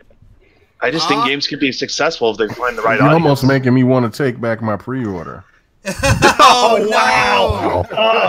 I think that was a drop mic moment. Check this out. First off, I want to say huge shout out to our boy Vogel's Creek, who became the newest sponsor to this show and to this channel. Thank you, my brother. He was already one, I thought. Yeah, he was, and then they didn't renew it. Yeah, or something like that. It was weird. So he's back. After he saw my gameplay, he came back. You see, that's what happened. No, it was after my gameplay. After my actually, he came in as soon as my gameplay came up. So he was actually saying he had enough money to go ahead and after he canceled his pre-order for K2, watching what you was doing, said, "Hell, I'll just go ahead and sponsor somebody." Go ahead. You just Elmer Fudd K Mega. Wow. He did. He tried to. But check this out. With what Don said in terms of them, what are you watching? What are you playing, Dark? What are you watching? Far Cry 3, man. Come on now. Men pissing? What's wrong with you, bro? Hey, man, you gotta shoot the guys that are pissing sometimes. You know? You gotta let that man finish. Don't man, let him finish it off. Yeah, that's foul. Yeah. It's all over the place. I get dirty sometimes, man. You just gotta see. Look at that. He likes to get peed on. Hey, wow. But if that was the case, man, he can find a place in politics then. I'm just saying. Oh wow. He can. Dark Wiener. Let's go. His real name's Anthony. But oh, dig. Oh, yeah, but with what Don was saying, with kind of like moving on from the IGNs and GameSpots and stuff like that, I correct me if I'm wrong, Mega, that's something like you and quite a few other people in our gaming community have talked about. Like, if they're gonna do this, if they're gonna point out things that they don't point out on multiplats and stuff like that, but try to hang a game that's exclusively on Xbox for those type of situations, then they should kind of just walk away from them and go to a more balanced gaming news kind of like website or whatnot, right? Absolutely. I mean, look, the one thing I can say is when you got critics, this is what the YouTubers are for. You're going to have YouTubers that's going to be critical of any and every game. But for the gaming media, only thing that they should be doing is giving out the information about that game, not showing any type of criticism towards anything unless they're doing a game of review. That's something that I definitely miss as well, is that, look, when you do your review, you're going to see what they're going to say, whatever. But when you are just talking about a game just in general, or giving out gaming information and then throwing shots while you're doing it, it's a complete turnoff. Because it's too much asked for context. Yeah. What's going on? Something you notice. Why is this a problem? Like, can we have a little bit of context? Right, yeah. I mean, can we just get back to the fundamentals of why we like games? I mean, instead of trying to nitpick every little thing that why you don't like a certain game or gaming company, things of that nature. And when you are the ones that's looking back and from last generation, when you seen that people are saying that PlayStation 3 was getting a lot of hate, to now you're looking at Xbox getting a lot of hate. To me, it's kind of like, well, what's the point of me watching? I didn't see PS3 getting a lot of hate. I didn't see anything. I'm just saying, going by what some of these people said, that PlayStation 3 was getting the same type of scrutiny. I don't believe that bullshit. I never saw it. No. To be honest with you, I did see it. And that's why I say, like, I haven't been happy with them for 6 to 7 years. I didn't start noticing until the end of the generation. But it was the same thing. Like, they would dog on it, but they wouldn't give it the context. Right. And so they were going out of their way. So, I that's where my frustration goes for much longer. It's not just this generation, because when you're just intentionally dogging one platform or the other, it doesn't matter if it's PlayStation, it doesn't matter if it's Xbox, that continuously hurts the industry. Now, if you have constructive criticism that you have context, you can do a lot of good, right? Yeah. Right. But, so that's where I come from on this. So, like, they did do a little bit on the last, because it generated clicks. It was the in thing to kind of hate on the PlayStation 3 that generation. There was things that fell short, but they should have just kept it. Hey, these fell short. Or your game save files was a problem, whatever it is, and they're looking for the developer's going to have an update on such and such a date. But they didn't leave it at that with that, and so they keep getting braver and braver and braver, and the culture within those publishing companies gets more and more and more toxic, right? To the point where now they're not even defending their culture, and they're not even look at it from a balanced perspective, right? They're just trying to rationalize their unbalanced perspective. And it did start last generation. I truly believe that. it's just now bleeded over into the Xbox side of things. Now, see, I never really paid attention to it to see that it was anything like what it is now. But I mean, I'm not gonna. I thought I was bullshit. But look, if you've seen it and saying it, and other people was telling me that it was, then hey, I'm not gonna argue with it. It took me 4 or 5 years, so don't get me wrong. And they were a lot more sly about it back then, and now they're very blunt about it, right? So. Right. And they were kind of blunt about it on the end of the PlayStation 3 era, and that's when I started kind of catching on when I picked up a PS3 and started playing, and I'm like, oh, I see what's going on here. It gave it context. Now, yeah. Well, hold on. Let me say this. To me, what the gaming media has turned into, instead of just giving out information about games, has turned into like TMZ. It's more of a shock jock thing. Like, what I'm saying, they want to talk about what everybody enjoys so they can get people to watch, but they're catering to a demographic that they know that will keep coming to them if they're sly about what they do. And like Don said, they're not really that sly about it anymore. They just take shots. And I mean, it's all of the media. They got little crack jokes and all of that. And I'm kind of like, damn, what am I watching? What am I reading now? It's like if you're going to do a review on a game and you're not a particular fan of that type of game, or you've never played that game before, why the hell are you reviewing it? Why would you do that?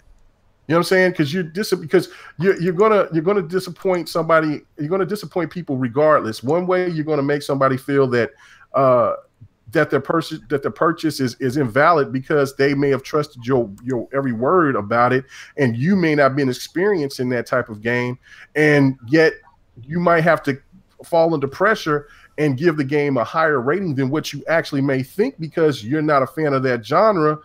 You know what I'm saying? Or you'll get exposed by it. Look, it's just so many things that the media has done in this generation that is so foul. I can't watch it. I rarely watch it. Oh, you know what's weird about the whole thing is just it's almost equivalent to those troll accounts people make about stuff, and they just they're not brave enough to do it themselves. Sometimes they're one step closer to being that. At this point, and I don't know if that's how you guys feel, but that's kind of how I look at them as a whole, and I just don't understand what do you guys contribute to gaming that's useful. That is a very good question, and see, I think the thing here is, first off, Jazzy Nuke put it out there. He's like, the one thing that has changed is YouTube. He's like, getting clicks and views is paramount, and I wouldn't necessarily have a problem with that, but something has gone on this generation. It's where narratives come out of big gaming media and other sites with people who have certain agendas. And then, people who are fans of the Xbox platform have been hit with it for so long, over and over again. There's points in time where they're not even realizing they're starting to feed into that narrative as well. And it becomes this like huge issue. We are no doom and gloom over here, because when it comes to that narrative, we say fuck that narrative. It's about what we're seeing here, what we're playing, and what we're having fun with on this platform. And I think everybody here on the panel can see, a good future when it comes to gaming in general and the Xbox platform. And it feels like these narratives that, in certain cases start from the big gaming media, really take root. And before you know it, like, for example, why do you think people really started bugging about single player games right before God of War came out on PlayStation?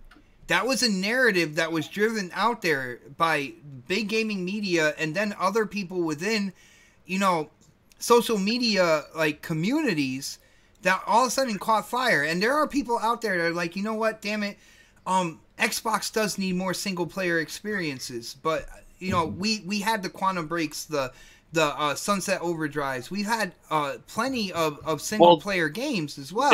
They don't count the single player of games that have other features, right? Like, that doesn't count, right? So it's all subjective of like it's cherry picking. But why wouldn't it count if it had an immersive single player experience with a story? Exactly, but that's what they're doing is they're cherry picking, and then they take things out of context, and then they compare it in a way, and then they start living the lie, and so they have to like justify the lies, like this constant like vicious cycle. Instead of, it's just much easier just looking at the game and the value what that game offers and scoring the game and moving on, right? Like there's so much news out there, like it doesn't really, you don't have to play all this sort of stuff. Like it's childish. Yeah. At the end of the day, it's childish. It's harmful to yourself. It's harmful to your reputation. It makes it so, like, I know some people in these media outlets want to possibly work at a studio at one point. Why would we want to hire you?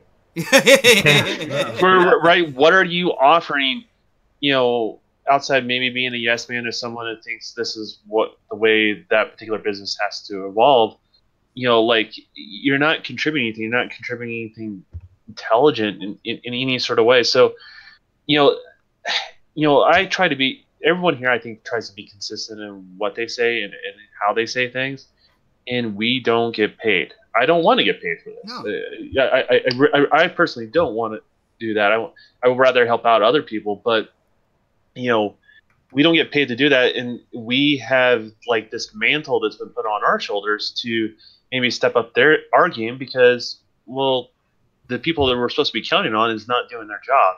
Mm-hmm. So that's a sad state of affairs in regards to this. And so when there's also great tragedies that happen in our country, and then people start blaming video games and stuff like that, people that represent us are the media. I don't feel comfortable with that. I really don't feel comfortable with that. So, that's kind of where we're at, and just it's a sad state of affairs. I wish they can turn things around, but at this point they've lost my faith as somebody that can contribute towards gaming. So now check this out, guys. I'm gonna put this question out there to the panel. Whoever wants to pick it up first, and then kind of run with this. With all this being said, and you see gaming media doing what they normally do when it comes to an Xbox game, because with Quantum Break it was resolution. With Sunset Overdrive, it was the fact that the game wasn't co-op, but they had multiplayer off to the side. Will State of Decay 2, will it outlast kind of like that barrage, that gauntlet that Xbox games seem to have to go through before they're released? Do you think that State of Decay 2 is going to do well for what it is as a game? Honestly, yeah. I think it'll still do good, especially people who love the first game are going to play it, and they're going to really definitely, dive in there and play the sequel. That was like 5 million people. But I mean that's not a ton of people. No, that's a decent community for an indie game, man. In the terms of like a AAA game or something like that, but it's an indie game, so I mean, 5 million is good. It's a lot. Some AAA games wish they would have that. Yeah, exactly. So I mean, it's definitely gonna be. I think it's gonna survive past whatever is going on in the media. It'll do great, and I know I'm gonna buy it, and I'm sure a lot of people. I got Game Pass, so it's just gonna come to me. Yeah, I was about to say. Well, yeah. I mean, people are gonna have the Game Pass and just get that, but I think there are gonna be those who are actually gonna go out and buy it because for me, I know for myself, like, I don't really like Game Pass as much and stuff like that, and it's only because they don't really have a lot of the games that I like playing. It's just I know I can get it for $9.99 a month, but honestly, I'd rather just buy it outright and have it and play it anytime and not have to worry about a subscription for it. Nice. Well, Pred, did you hear Angry Otter, man? He was making sure that he he got through that sentence. Like you started talking, he's like, "Fuck you," just goes right over that. I'm back. I'm back, man. And you know what? Man, I'm trying better to have a than ever. conversation with you, and he's like, "You know what? Fuck you. I'm fulfilling my point." My bad, Fred. My bad, Fred. My bad, man. I sometimes I get you mixed up with K Mega, you know, and that's I shouldn't do that. I shouldn't do that. I shouldn't do that. I know it's blasphemy. They sound completely different. I say that's racist. Oh man, I'm light-skinned black. Shut up. Country. Yeah, he does like westerns, so I mean. But yo, Fred, what were you gonna say, man? I was gonna say because I think it'll last not just mainly because it's a newer game, but it's built around multiplayer. It's also on Game Pass, so a lot of people will try it out for that, and it's also on Play Anywhere, so it's gonna be on PC too. So I think it'll be fine in the early stages, but if all game types like this, it's always up to the content. If they can release a steady flow of content for the game, then it'll stay stay relevant. But if they don't, then this should fade out right before E3, and then we'll be looking forward to another Xbox exclusive after that. So when you say a steady stream of content, I got to ask you, like, what would be a good timetable for you, man? I know we haven't played it yet, so I know that would probably be really hard to judge. But they do have 3 maps on the core game. You do have that multiplayer element. So not only are you building up your base, but you're going and grabbing supplies and stuff like that with your friends. Like, when do you think the first DLC should drop? Like, how long after? Probably right before E3. To be honest with you, really? I think that's when it'll come out. Because keep in mind, they'll release the game, and the next month or so will just be them fixing bugs. Tweaking things. It comes out on the 22nd. Yeah, and E3 is on the 10th. Yeah, that's less than a month. E3 is in June, right? Yeah, June 10th. Next month is June. But May 22nd. Okay, I'll take that back. I don't know why I thought we were earlier in the year. Maybe August. Give it 2 or 3 months. I can go with that. I can agree with that. I can rock that.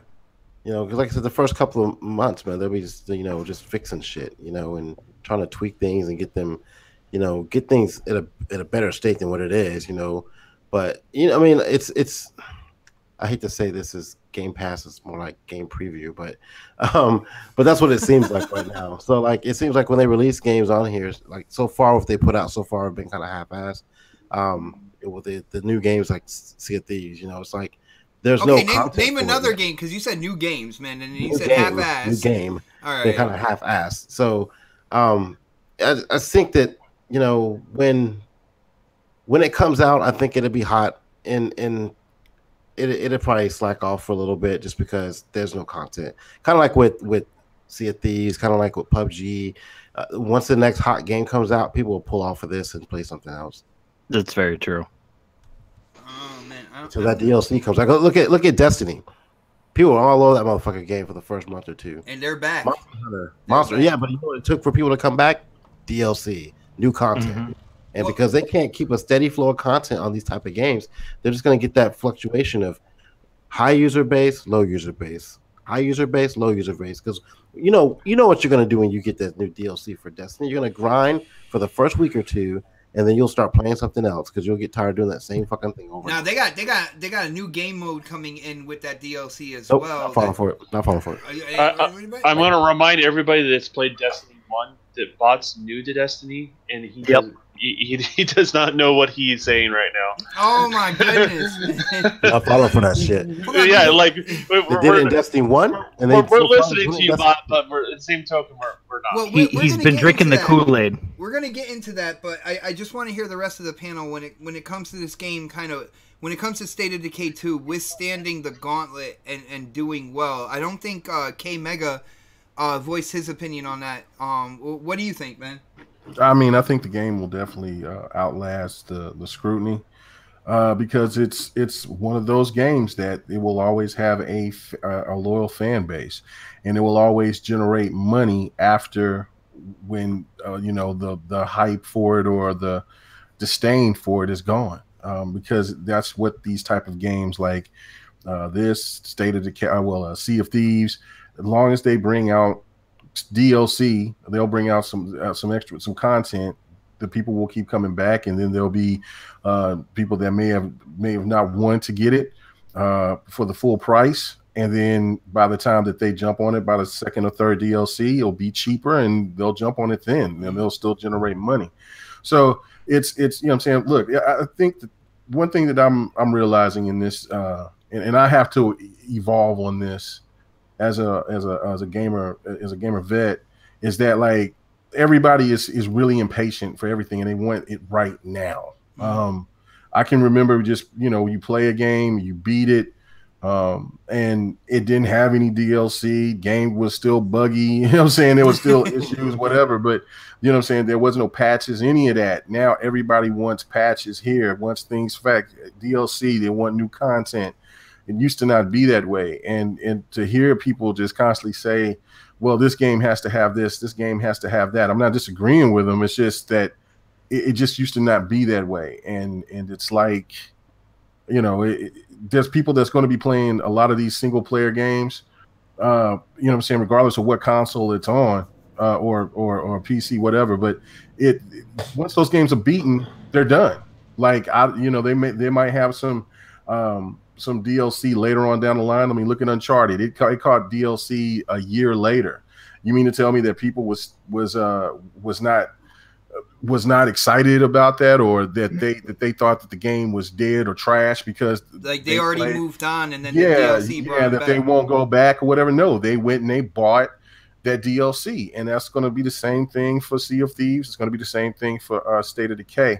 It's just that some of these games get more love than the others, and it's just like I said, it's just something that I have to get adjusted to. I just don't see where everything has to be so cut and dry. Everything has to be right now, because building and making games, it just don't do that. And if you want DLC and you want it to be done right and don't want it to be, messed up, you don't want to see a damn moonwalking a zombie coming at you. You know what I'm saying? Because they over there just want to hurry up and rush it.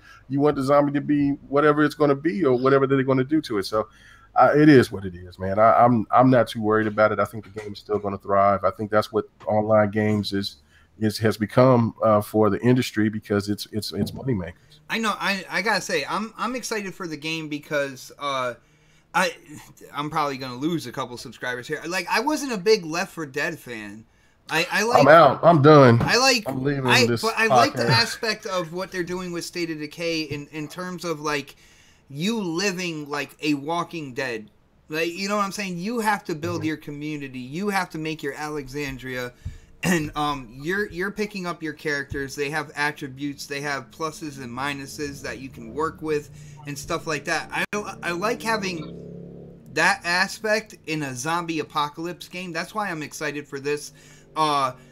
Also, I have Game Pass, which is awesome, because the day that this is released, with paying $10 a month, I'm automatically gonna be in there day one playing this game. I don't know, Don, do you have anything to say on this, on whether or not this game is gonna live through the big gaming media gauntlet? Do you think from what you've seen so far, it's gonna do well and it's gonna surpass all this kind of like multiplayer negativity, man?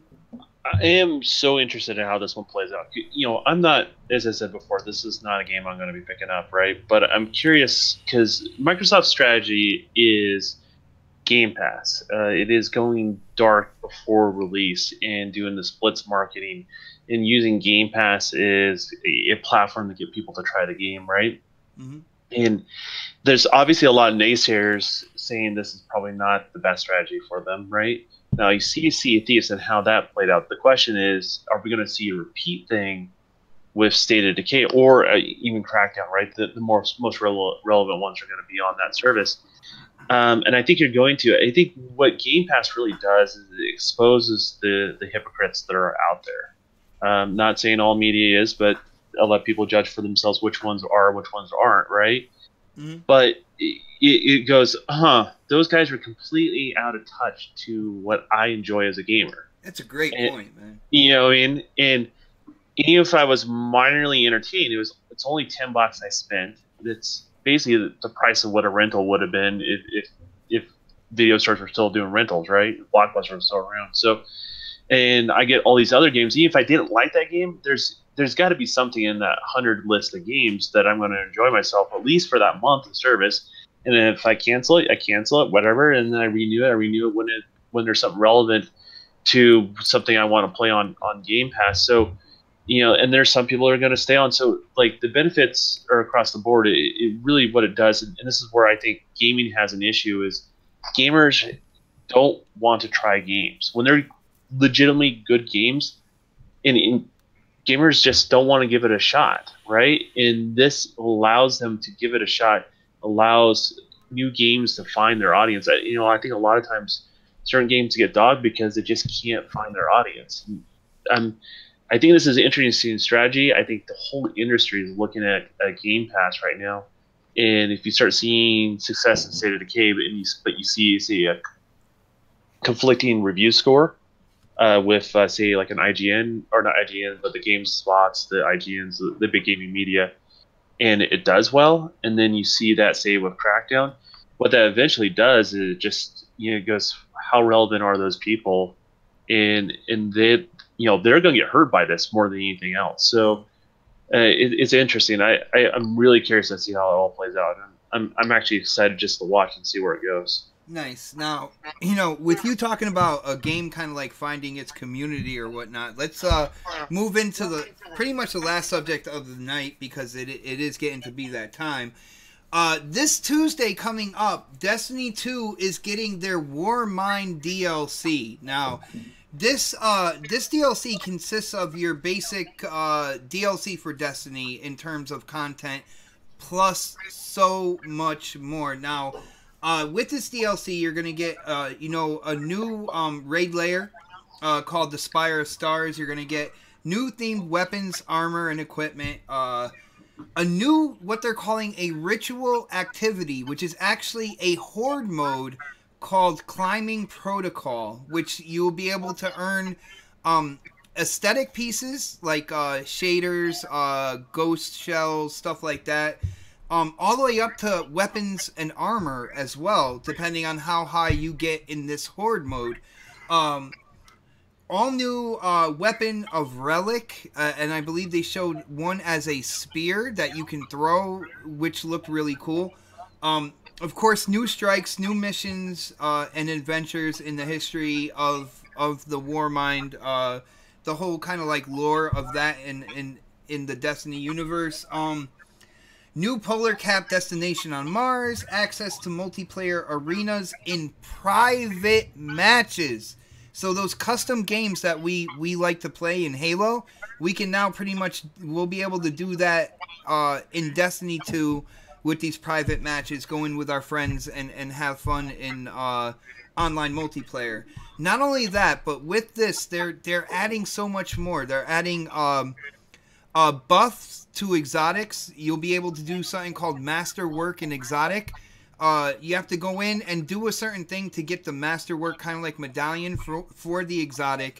Then you have to go in and complete another task, and it unlocks an extra perk for that exotic weapon. Now, just to put things into proper perspective, people know hand cannons are really strong at close range in Destiny 2.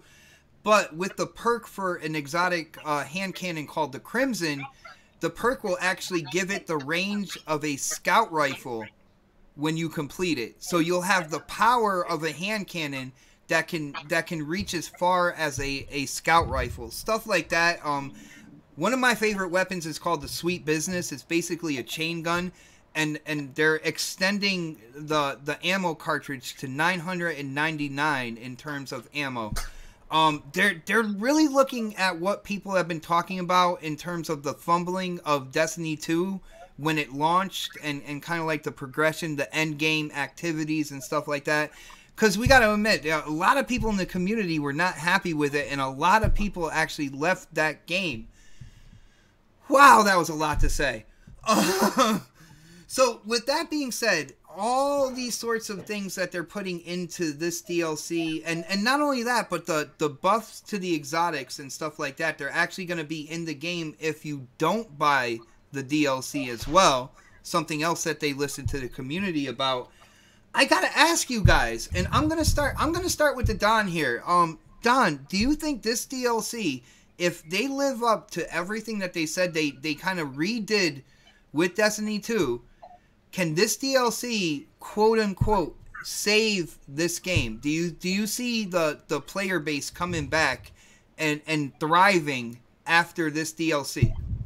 Here's the thing. So they've always, Bungie has done a good job of saying this is what we're going to do, and they give the consumers that. I don't think that's ever been in question with Destiny. But meeting the customer expectation, I don't think they've been very consistent on that. So people's imaginations get the best of them, and next thing you know, they feel like a little bit let down. And that list, I mean, you didn't take a single breath in it, but to be frank with you, it's not going to last long. People that do invest in Destiny, again, and people are going to have gripes, and people are going to have different gripes, and it's just like the Destiny community, I don't think it's a very split community, is the best way to kind of describe them. Old Halo community people as well in that, and you can understand a division in the community, trust me, man. Well, yeah, because I think I don't know how Bungie does it, but for some reason that sort of fan base kind of follows them, where they don't always agree with one another by a long shot. And you don't always want that, right? Mm-hmm. But at the same token, sometimes they kind of ruin the game for themselves. Me personally, this is the downside to games as a service, is I only have so many time for so many service games, right? And so for me, this is not even on my radar because I have other games I'm playing. I have to finish other games that I spent my own money on. So why am I going to spend money on something else if I'm still enjoying what I'm playing right now? So, that's the challenge. I don't think you're going to see the same sort of influx that you did when Destiny 2 came out. I don't think this is going to be a Taken King sort of thing, because there's a lot of customers that have been happy, but it's also been a fair share of customers that have been upset with Bungie and how they handle Destiny. So I think there's a chance here to have a community that will last a pretty good while when it comes to this DLC. Not only was it all the stuff I talked about, when it comes to the Crucible, which is PvP, they added another layer of ranking that is very similar to like Halo 3's ranking system, where when you're doing good in the game and you're winning, your team is winning in PvP, then your rank is going up, and you can unlock things that you can only get through, But their multiplayer is a mere shadow of things they've done in the past. Like it's not that. I mean, you don't sell someone on Destiny. I didn't think so, but I kind of like the multiplayer. I didn't think I would. The PvP, like the Crucible, Iron Banner, stuff like that. But I gotta say, I do. I get into it, man. I do it for the honey-do list, and then I move on. Like when I was playing it, so it was like my least favorite part about playing the game out of all the features. So yeah, so like for me, it's about where that game has the appeal is where you get on with your buddies, you have an adventure, you go through the story together, you have those wow moments, and then you go through and do the raids. But the problem is I still haven't got a chance to do. I've been raid ready forever, and I still have not done the raid on Destiny. And now it's to the point where, like, if I was going to do the raid, everybody's going to rush through it. Everyone knows all the puzzles. Like, the fun's taken completely out of it. It's been kind of ruined for me. I've done it like twice. You're talking the first original raid, not the second layer, right? Yeah, exactly. I haven't even know about the second layer. I've been so out of touch with the game, to be honest with you. So. Yeah, I've done the first one only like a couple times. I've done the second one. I actually didn't get to actually complete the second one. I got all the way to the last the boss on the last one. But I don't know. If I could get a couple people together, I know people that won't just kind of race through it, man. We can definitely do it if you ever power that game up again, man. Well, the problem is it's the appeal, right? Like, the appeal is when no one knows, and you're trying to figure it out together, and no one's like going online. Like, I'll say this: Destiny 1, some of my best experiences have been the Vault of Glass, playing with my nephews and individual friends we both had, and we're all working together, having this adventure through the raid of I won't say the rated class. I forgot what it was called now. But you guys get what I'm saying. It's the first raid on Destiny 1.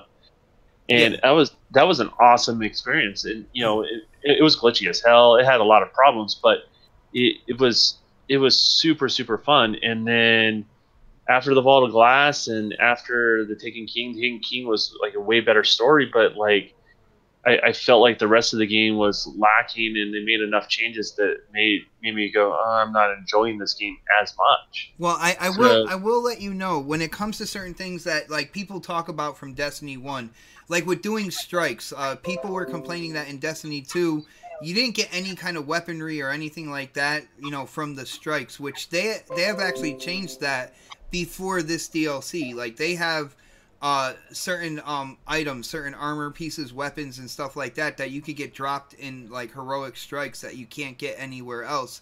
So when it comes to that, I mean, Bungie, they are listening to the community. They've had Destiny 2 YouTubers come and do a joint session where they played the Destiny 2 DLC, the Warmind DLC. They put in their suggestions. They put in Destiny kind of let them know what was going on with future plans and see if they were good for the community or not. And they're at least they're reaching out there and trying to get on the same page. Well, you can say that about Bungie in general. Like they've always, them as a studio, what they've always done really well is reaching out to the community. Now, I don't think the community has always agreed with their decisions, right? Mm-hmm. But that's something they've always been kind of focused. And it's funny, they used to be part of Microsoft, and then I see Microsoft kind of has that same kind of DNA as well. They don't always make their customers happy, but at least they're trying to listen, and they're trying to see where the customer feedback can feed into what they're trying to do. So it's the same sort of thing there. I mean, I wish them the best of luck. I really do. I think you're going to get people that are going to come back. I just don't feel like, this is just, my gut feeling that it's just not going to be the thing that wins the majority of Destiny fans back, because there's plenty of other good games right now. And you look at Taken King, there wasn't as many of blockbusters that are demanding on your time. And so we're just in a different space right now with Destiny. All right, I got you. Well, let me move on. K-Mega, I know you have played Destiny 2, just like not a lot.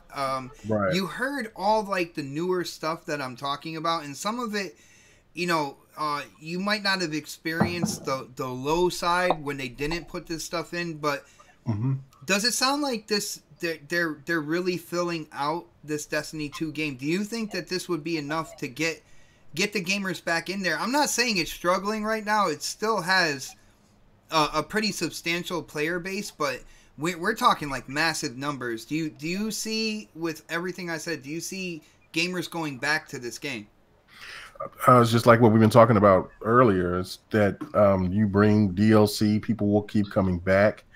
And definitely the people that paid full price, or, within DLC included, they're going to go back just to see what this is about. But that's true. If they bought the pass, they're going to try it out. Yeah. But the problem though is, how long is it? Does it give you a couple of months of gameplay, or just a couple of maybe a week of gameplay? You see what I'm saying? Because there's people that when they jump on that, they know life it. You see what I'm saying? And so the majority of Destiny players, like the hardcore, they're all like that. Yeah, and they go in hard and they don't let up in any sort of way. Yeah, and then next thing you know, they're complaining because there's nothing else left. Yeah, they're done. Yeah, so I mean, and then it's how long was before the last DLC? It was about 3-4 months. It was in December or something like that. So saying, so it takes time, and especially for everything that they added into this. I mean, I still have to beat the game. I got to go ahead and beat it. Bringing Destiny up and looking at this, I'm like, I need to get back on that and play that. So so you got a lot of work to do to get even. I got a lot of work to do, because I still got to go to Monster Hunter. I got to do Far Cry 5. So, what I'm saying? I got to do God of War. I'm trying to think which one I'm going to beat first. I probably might go ahead and just knock out God of War. But if not, then it probably might be Destiny, because I think Destiny will be a quicker story to beat. And then I could just go in there and play the multiplayer. But I just get caught up into into whatever that's the flavor of the day. Like today, all day, me, Kaleidoscope, and Jay Long and other guys. Man, we were playing Gears. You know what I'm saying? I ain't played Gears online in a minute, and I played that all day, and forgot how fun Gears Online on 4 is. Like it just amazing. Like it was just like wow. And then when you haven't been to new levels that they add and you know what I'm saying, and then the new special effects, like I didn't even know on one stage that they got an avalanche that'll fall on you in the middle of the match. It's crazy. You know what I'm saying? So I knew about the lightning on that one stage, and then if you know what I'm saying, it'll shock you. But like I see why, you know what I'm saying, they added another 80 gigs to the game because they added so much stuff to it. So if they do the same thing with Destiny, then you know what I'm saying, I'll stop slow playing and get on that and play it. But I want to play that game with people. I don't want to play that game. How's that horde mode sound though, man? I know you haven't played too much, but like that sounds dope. That sounds dope. And it has bosses at different tiers as well. I mean, like a traditional horde mode, like you go through, you know, kill all the minions and stuff like that, and then a boss comes out, and you guys got to work together to take that shit down. I'm interested, man. They have me. I've been playing the last couple days, getting my characters ready for the new DLC. They've already made changes, like I said.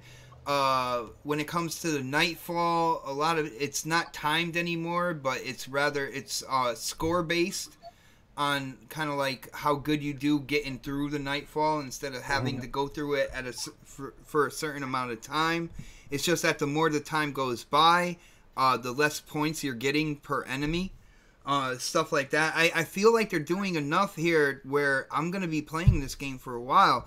I do want to get the rest of the panel in on this though. Hold on. Do I have to beat the game to get to do all the stuff that you guys are doing? You have to be certain power levels to open up kind of like stripes. That's right. Stuff like that. So people will help you out. That stuff's pretty easy, to be honest with you. Okay. Yeah. The only thing with me, like I would have tried. Like, when I said I would help you out, I didn't want to just bring you through skating forward through the story. Like, I wanted you to experience it, you know, when you got the game. But at the end of the day, it's all about what you want to do. You know what I'm saying? Yeah, I'm gonna go ahead and knock it out this week. I'm gonna knock it out this week. I'm gonna beat that story, and then the end game stuff. The end game stuff is definitely where it's at. Especially if you haven't done a strike or anything like that before. It's all new to you, man. You're gonna be like, holy crap! Hey guys, is Fortnite free this weekend or something? Fortnite, what, Battle Royale or Save the World? Just the game. I don't know. Reese Witherspoon's twittering about it right now. So Reese apparently, it's hit that high where celebrities are talking about the game. What was the last thing she was in though? I don't know, but I do know the name though. So she's more relevant now because she's talking about Fortnite. Because it's getting downloaded in my Xbox, and I'm trying to figure it out. And I didn't buy the game, so it was free for. I don't know, but we got it. Yo, Predator, man, what do you think? All this new stuff, man. Nope. No? Why not? Nope. Done with Destiny, man. After Destiny 1 and the debacle of Destiny 2, I'm just not wasting another dime. You're not even curious. Well, I'm just saying, do you think that it's going to bring people back and they're going to stay longer? Going back to the last segment, they'll come back until they finish what they got to do in Destiny, just do DLC, and then they'll hop off again. So all right, but when it comes to horde mode, like they're gonna do one week when it comes to the armor piece, it's gonna be the legs. The next week it's gonna be okay. Cannot in a box or in a box. How come I feel like Bungie should hire me right now because I'm working harder than possibly some of their marketing, man. Most people, man. Okay, the hardcore are gonna get into it. Like you're excited for it. The hardcore people are gonna be excited for it, but the people like myself that played it and they're like, I'm done. They're done. They're not gonna waste a single. Maybe they'll download it. It'll be one of those games they download just because they need to. But I mean, new DLC, we're gonna kill a worm god though. You don't even know what that is, man. So Pred, a game like this, is it only as good as your last memory of it? Basically, yeah. No, that's what games as a service does. That's something that you have to face, and that's the reason why I wanted to point that out. Yeah, because okay, let's say I had a squad that I used to roll with, right? And okay, say it's us on the panel. We all play it together, and one or two of us are gonna be like, I'm fucking done with this game. Like I am, But Xbox over hyping it up every other day now, and he'll be on it trying to get us in it, and we'll be in something else. Like I mean, the generation. I guess maybe it's just like, what have you done for me lately? Generation, like. As long as it's been since they've had relevant DLC for this game. This is the first DLC, isn't it? Or Second. The second. Wait, there was other DLC? Yeah, the Curse of Osiris. Yeah, that came out. See, that's the point. Like, well, the Curse of Osiris was more lacking than the Kraken, so. Oh, sure. But they always do that. They always do it like a light one, and then they do a heavy one. You called that. Don, you called that. I never gave you your props. You called that. It was spot on, man. But that's their development cycle and how that works. I don't know their pipeline and what they're doing at Bungie, but that's kind of how they did the first one. And sometimes they do 2 light ones and 1 heavy one. So that's kind of how they work. Well, I don't think the fan base is coming back. Not all of it. I mean, you'll get a small percentage of people that come back. Like I said, they'll come back, they'll play it, and they'll jump off of it again. All right, Dark, be in the minority, man. Come on. What do you think, Dark? I'm in the minority on this one. I'm with you, Bot. In terms of just like, I think they're gonna come back. I think it's not gonna be Taken King status, but I think it's gonna bring back a lot of people who kind of fell off for a while. Like I think they're going to come back and play this. It might not be as huge a wave, but... Right. It's not going to be a huge wave, but I think it's going to be enough to where it'll bring me back. I know. I'm getting hate right now, but from Mel, just booing me and everything. It's great. But I think what they're doing... It's gonna be enough for me to go back. I mean, I already bought the DLC already because I bought it when I got the game in the first place because I was excited for Destiny 2, and I bought the $100 version, so I got the DLC already. He said that with a lot of pride. Did you hear? I bought the $100 version. Well, I was proud of it when I first got it because I was like, man, I'm excited for this because I love the first one. I thought the first one was awesome. I think it was a fantastic, kind of not fantastic, but it was a game that I was interested in and I enjoyed it. And I think what they kind of pulled away from in Destiny 2, it looks like they're bringing it back, bringing it back from Destiny 1, and I like that. I'm glad that they're going to do that. And we'll see if it is actually gonna live up to what they promise. But I think if anything, if they come out with a Taken King-esque DLC, or even better, with adding like a new storyline, oh man, that's gonna be that'll definitely bring back, I think, a lot of people. And I even think it'll bring back some people on this panel. Damn it. Well, Dark, if you're there Tuesday, I'll be there Tuesday. I do have my boy Longshot wants to stream or whatnot, but if you're there when it goes live, man, me, you, and Longshot can go in on the story and kick some ass, worm god ass, man. I won't be there like right as soon as it launches, because I gotta work, but I'll definitely be on after work to play some. All right, I'll help you catch up then, man. Huge shout out to our boy Flying Spider over on Mixer, who started hosting the show over there. Yes, guys, we do a restream where we're both here on my home base, which is YouTube, and out there on Mixer as well. Huge shout out to everybody who checks out the show on Mixer. Guys, do you have anything left to say on this whole Destiny 2 thing? You guys, I hate all of you, by the way. You're nothing but dark clouds in the gaming community. What about me? Wow. Except for Optimus. Wow, man. Something I never thought I'd say, but it's there. There we go. No, it hurts a little bit, doesn't it? Nah, not at all, man. Not at all. But guys, another great show in the books, and you know what I say, like a 40-year-old with a comb over, we gotta get those plugs in. Yes. So let's start off with the man who, wasn't around for a little while, but came back with a vengeance, man. Came back attacking K-Mega, talking over Predator, just doing what he does. Of course, Dark Optimus, where can people find you, get a hold of you to talk games, man? Yeah, you guys can find me on Twitter at Dark Optimus. You can also find me on Xbox Live at the same name. For those of you who didn't tune into the show in the beginning, you guys are tuning in now. I have left Quest officially, and the just personal reasons as to why I wanted to kind of branch out and do other things and stuff. So definitely keep those guys in mind. Keep supporting those guys because they're always doing their thing over there too. I'm gonna put a picture. I'm gonna put a picture of Dark branching out right now in the chat. You guys can check me out every. You guys can check me out here. So is Dark baby girl right now? He's a man. He's I knew it. Am I a gremlin? Oh man, Yeah. But you shouldn't have fed me over at midnight, man. You should have put water on me. You shouldn't have done anything. You're branching out right there, sir. That's all I gotta say. Nah, it's Dark. It's great to have you back. Like I said, I missed you kinda. I know the rest of the panel definitely missed you.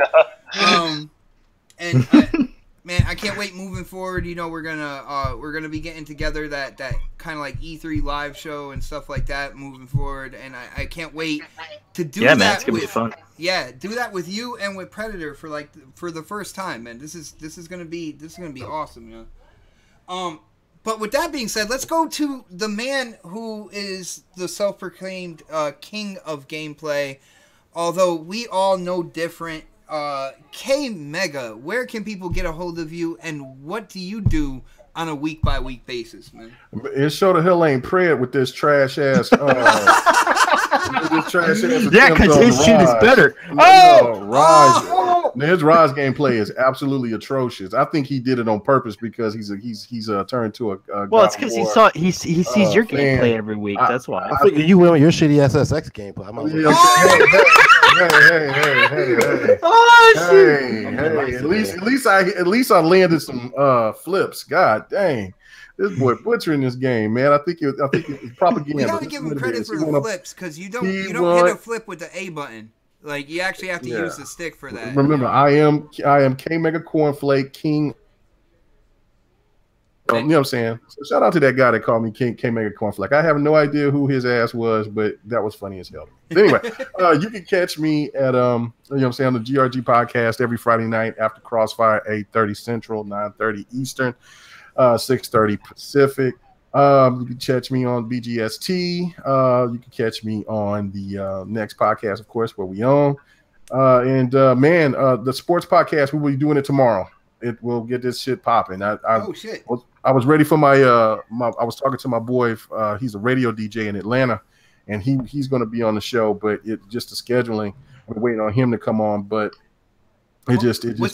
Do you have like a main topic? Is it like basketball, football? Like what's we just talk about whatever's the hot thing that's going on. So you know what I'm saying? Most likely we'll definitely be talking about LeBron tearing up Toronto is what's going on. That's disgusting, man. I don't know. Oh my goodness. But we'll definitely get that stuff. Yeah, talking about sports. Get a little bit away from the gaming. You know what I'm saying? I don't know. We'll see if Don's going to be down for doing Dev in the game or what. I don't know, but it is what it is. And then just that's it, man. You know what I'm saying? Hey, appreciate the people that's supporting the Patreon, the GRG Patreon. Go ahead, sign up for that. Sub to my channel, KMega405.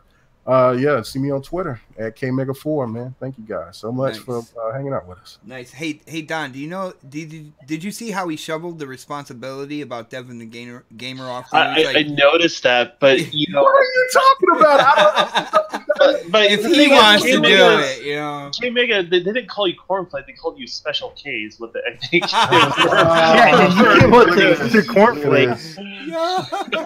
What we playing tonight, man? Why are you talking all this shit? I don't know. Are we doing Destiny 2? Dev? Are you going to own up to Devin the game? Because I'm game. So if it doesn't happen, we're going to blame you. What are you talking about? No, we supposed to do it on Sundays, right? I got to shout out King Joe Fish, man. We'll do it. He said all of us, we are all awesome. What an excellent show from beginning to end. So, huge shout out to King Joe Fish out there. Thank you so much, man. Don, never mind the arguing. Just let people know where they can find you, and then you can decide from there, man. Yeah, the best way to get a hold of me is via Twitter, which is the Don_KTR. And if I'm doing live streams, doing some on my channel, podcasting with Special K, wow, you'll find it there, and all that good stuff. And it seems like we're gonna be Devin the Gamer. We're playing a game. Me and K-Mega playing a game of chicken right now. So, but I'm totally down. So, all right. Nice. And Predator, some people in the chat might say that I saved the best for last right here. So why don't you let people know where they can get a hold of you so they can tell you what stellar gameplay you had in comparison to K-Mega, man. Yeah, I beat Halo 5. Predator_H2OS on Twitter, on Xbox Live, on PlayStation. It's supposed to be Halo 4, not Halo 5. I hit Legendary on Halo 5. Doesn't matter. Goddamn. Doesn't matter. Naked people coming up. Made me forget what I was going to say. Wherever, you guys just find me on Twitter. Vote for K-Mega's gameplay. You know what I'm saying? I bring original gameplay. You know what I'm saying? Everybody's been showing God of War. You know what I'm saying? And he's one person show God of War. Not everybody. Yeah. I didn't show God of War. I've been streaming God of War. What are you talking about? I showed a guy pissing and I shot him in the back of the head. So there. Guys, I am typing up. I am running late here. I am typing up the poll right now. But as I'm doing so, what? There has been a request so they can vote on my gameplay. Just so you know. They can vote on your gameplay next week, okay? No, I'm just saying, give the people what they want. Dude, they already voted. That's why you had the golden disco ball and everything. Listen here, they want to repeat. That's all it is. They want to rematch. Like the disco ball. That's what it is. You can't win twice in a row for an achievement. Don's trying to break the rules right now, people. But guys, huge shout out to everybody who checked us out live, for everybody who watches the show afterwards. Thank you so much for all the support. We are the No Doom and Gloom Gaming Podcast. We are the True Gamers Podcast. We have gameplay going while we're talking about the gaming news. I hope you guys were as entertained listening and watching to the show as much as we are, doing this for you guys every Saturday. But like I say, every Saturday, we will check you out next Saturday for the next podcast. Have a great weekend, everybody. K-Mega for the win. No, never. No.